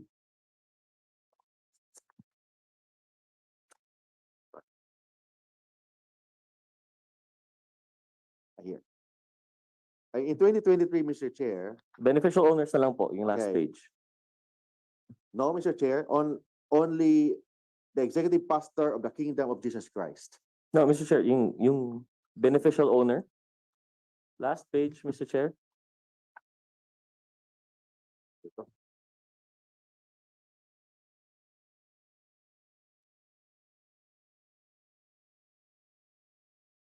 Mr. Chair. No, Mr. Chair, only Marlon Rosete, Lodevihia Ayang, Cristina San Pedro, Loris Nepomuceno, Hannah Jane Sancho, Mr. Chair. Mr. Chair, why is your executive pastor not mentioned as a beneficial owner? He owns at this point 90+%. Mr. Chair, I'll save him the trouble. The way that SSMC reports to the JS is dismal. One, iba-iba eh. They're just shuffling cards. Mr. Chair, how are we supposed to exercise our oversight functions in Congress when we cannot even rely on the annual reports they give us? Mr. Chair, I think this on itself might not be a violation. It's already a violation, actually. Section 10, Section 11. But the way by which they conduct themselves in relation to Section 12 calls for a closer investigation. Mr. Chair, I asked earlier if Attorney Tolentino's talents when it comes to corporate restructuring is involved. Kasi Mr. Chair, when we approach this, we take a look at the whole picture, not just the GIS, not just SSMC, but we take into consideration of all the news. We see that the change happened from April 2021, GIS, nandyan pa si Pastor Buloy, and in June 2022, wala na po siya. Can the representative of SMNI give us a supervening event in between that might have caused that change? Per my information, Mr. Chair, there is a succession in the executive pastor of the Kingdom of Jesus Christ. Mr. Chair, that's the end of 2022. Yes. We're talking about between 2021, April, and June 2022. So, may I know that question? Mr. Chair, what supervening event could have possibly caused the restructuring? Anong nangyari sa pagitan ng April 2021 and June 2022 at nagpalit ang corporate ownership ng SMNI? I believe, Mr. Chair, the best person to answer that is the President, Mr. Chair. Well, I guess I'd like to ask the President. This, Mr. Chair, something came up in our research sa balita. It was around this time that the cases abroad against Pastor Kibuloy were filed. It was around this time that the FBI issued the warrant. The question now is it possible that this restructuring was spurred by the prosecution being sought abroad? Actually, around this time also, Mr. Chair, this was also the time that there were takedowns of YouTube, Facebook, I don't know what other accounts. No answer required. It's just rhetorical. It's a lot like your host says, I'm only asking. No. The best person Mr. Chair, I'm not done. The best person to answer that, Mr. Chair, is the lawyer of Pastor Apollo Kibuloy in US, not me. Yes, Mr. Chair. Well, I'm not asking naman. I mean, out there in the open lang. It does not solicit a response. So, Mr. Chair, as mentioned, we already have Section 4, 10, 11. Now, I'd like to bring out one more time the topic brought up by Kong Jinky on ipso facto revoke. I think this is something that the committee should really look into because so far, definitely with this resolution, we are looking into possible violations for positive action from the committee in Congress as a whole for the revocation or suspension or whatnot. But a possible legal question that we see here is yung ipso facto revoke provision. If in fact there is, a finding of fact that there are violations in Section 1011, does this require further action from Congress? Will the courts intervene? Or is it, as Attorney Rolex said, by that very fact, ban ng franchise?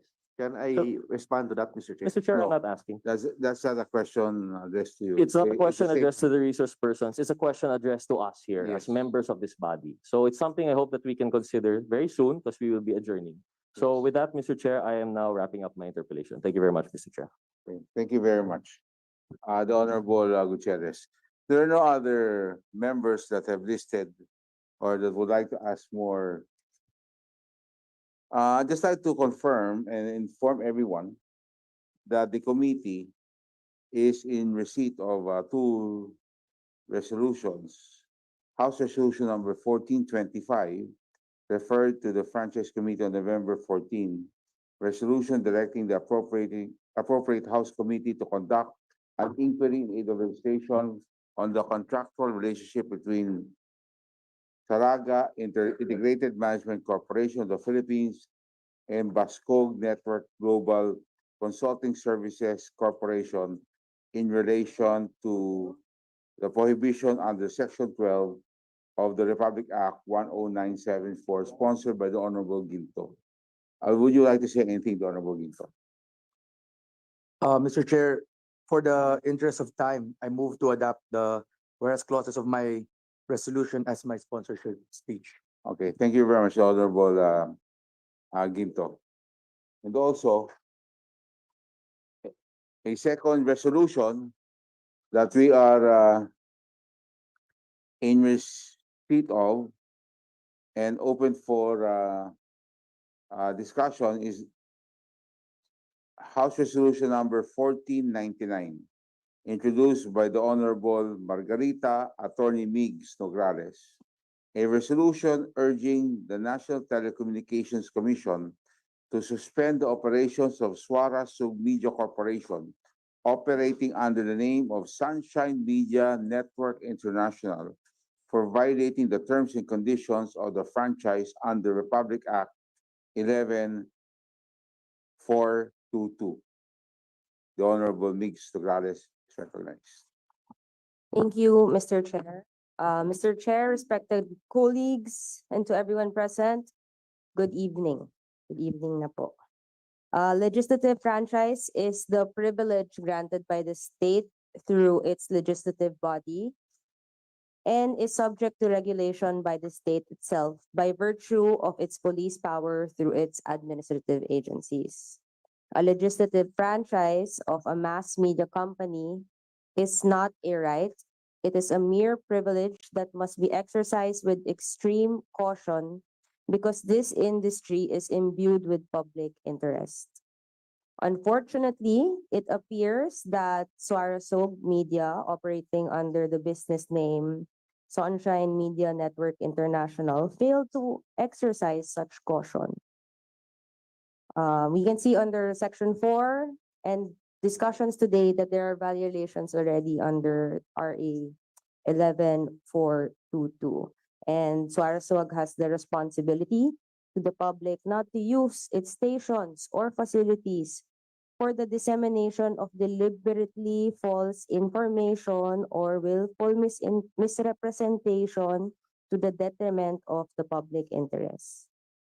As we have heard in today's hearing, there are several instances where SMNI peddled fake news against certain public officials. They themselves are not denying these instances. As representatives of the people, us congressmen have the responsibility to ensure that the people shall be protected from false and malicious information. This is not an attack on the freedom of the press.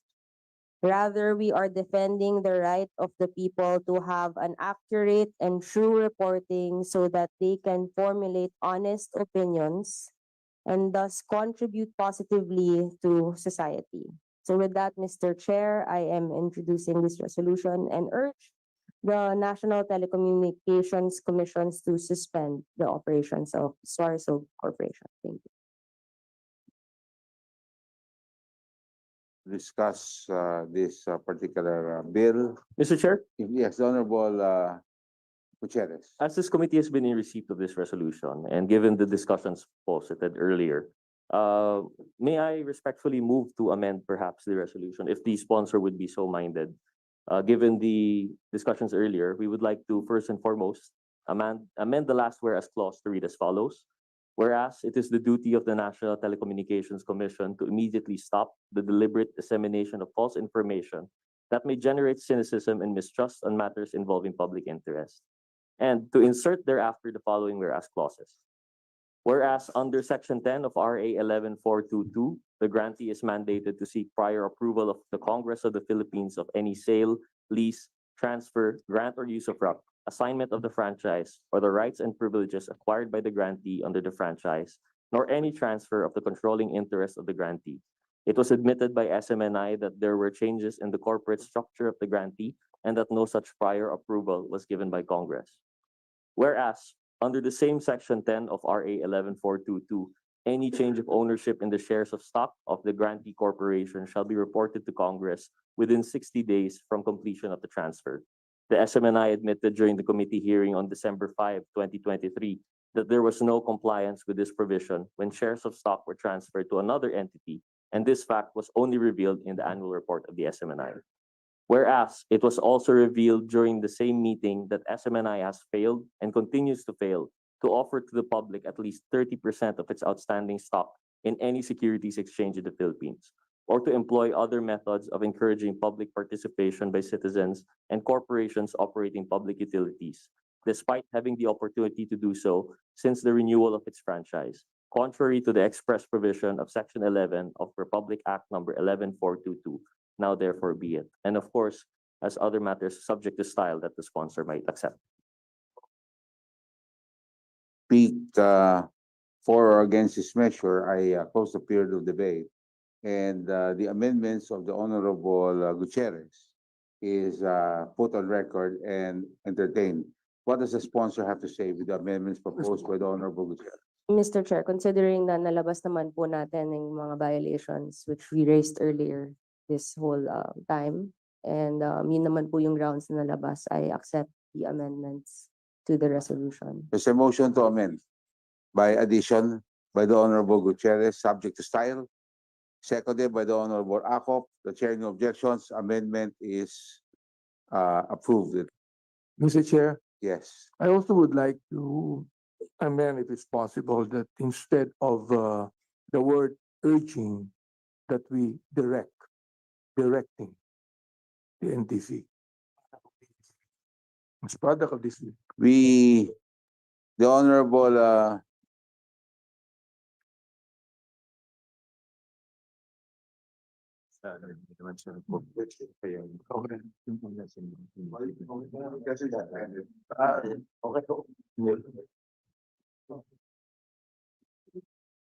As explained to me, Mr. Chair, I withdraw the. There's a motion to withdraw the amendment. So the amendment proposed by the Honorable Gutierrez, duly seconded and accepted by Is there the a motion, Mr. author, Chairman? Is there a is motion hereby already? approved and carried. So for the bill of the Honorable Ginto, I would like to request that the supporting documents on this resolution that you've sponsored, please coordinate with the COMSEC and please submit the documents needed for this. Thank you very much, Honorable Ginto. So we now yes, the Honorable Nograles, the committee, we will have to ask the COMSEC to prepare a final copy of this resolution Mr. Chair. and to be submitted for the next session. Mr. Chair, I think we still have to move that the committee will adopt the resolution as amended before we can prepare a committee report, Mr. Chair. There's a motion to adopt, duly seconded, the chair in objection. The resolution is hereby adopted. So a final copy to be prepared and the committee for the committee report to Subject be to style, prepared. the motion is subject to style and the amended Okay. Resolution. Thank you very much. And I move also for the committee report to be drafted and be presented next hearing and uh, for the approval of the committee, for the committee report on the next hearing, Mr. Chair. Okay. So on the motion of the author, the committee report, I ask the committee, I direct the COMSEC to prepare the committee report and the bill with all the amendments proposed by the Honorable Gutierrez, so that this could be approved in the next and discussed and approved in the next hearing. So the favorite motion. I move to. Mr. Chair, Mr. may I Chair, respectfully move that Mr. we Chair, excuse me. suspend the hearing until the next excuse me, hearing period that will be scheduled by the chairman. So move, Mr. Chair. Your Honor, may I be Can we recognized? set the date Wait, na? before we adjourn, May we recognize, we were invited, I'm sorry, Congressman. We were invited to be here. I've been here for 6 hours. oh, I'm sorry, my apologies. Okay. The Honorable Attorney No, I'm Rico. not honorable. No. I'm Attorney Domingo. Yeah, Attorney Rico, I'm sorry, my Yeah. apologize. Because Attorney we Rico were Domingo. required, Your Honor, we were required to submit certain documents in support Yes. of our submissions. Yes. Unless I'll be cited for contempt, which is the flavor of the month this afternoon. I am submitting them, Your Honor, and I think the documents had already been received officially. So I just want to go on record that we submitted what was required for us, no?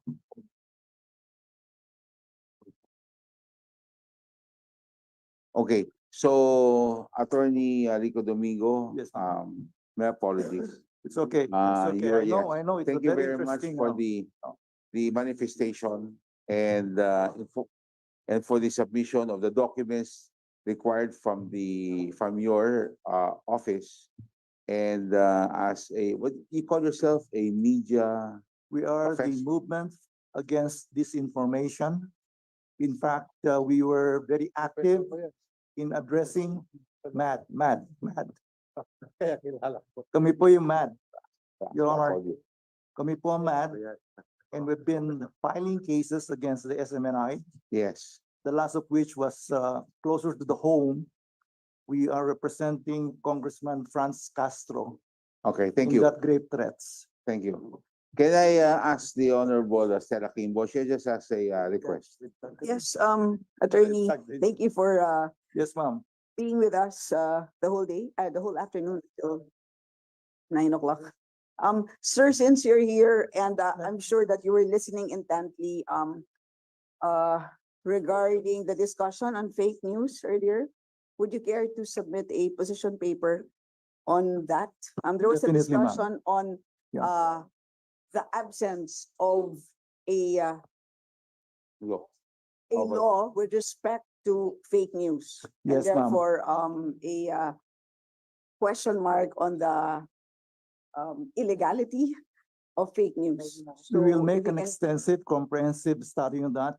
And with the help of the international community in the same advocacy, we plan to submit the position paper along that line in aid of legislation. As I mentioned to the chair last time, we are willing to help the honorable legislators in crafting a legislation that we can be proud of in addressing disinformation, fake news, and historical distortionism. thank you very Thank you po. much. Thank you very much. So we will wait for that Mr. position Chair. paper. Thank you very much. Mr. Chair, just Thank you, one Honors. quick question. Do you have any, attorney, do you have any documentation on fake news from different networks, for example? Different networks, not all of them, but we have some, Your Honor. We are willing to provide you that. We Do are you also have actually, documents Mr. Chairman, point of order, Mr. Chairman. about my fake news that was given to me? Mr. Chair, point of order. Please. We have a pending What's motion, point Mr. of Chairman. wait, I think we will give Attorney Benny Abante. We gave the Honorable Kimbo. Let us give Attorney Benny. Mr. Chair, the point of order is out of order. Correct. Okay. Meron po ba kayo, attorney, kasama yung documentation ng fake news sa akin? we have fact checkers. Okay, And I we hope have that you will access to submit them, that to Your Honor. us, Mr. Chair. We're willing to discuss that with you personally. And we would like to, if you want, we can build a case of that, the case that you have in mind. Please, thank you. Thank you Yes, very much. Thank you very much, Attorney Domingo. There's a motion by the Honorable Akop to seconded. The chair hearing objection. This hearing is suspended till the next hearing to be announced by tomorrow. Thank you.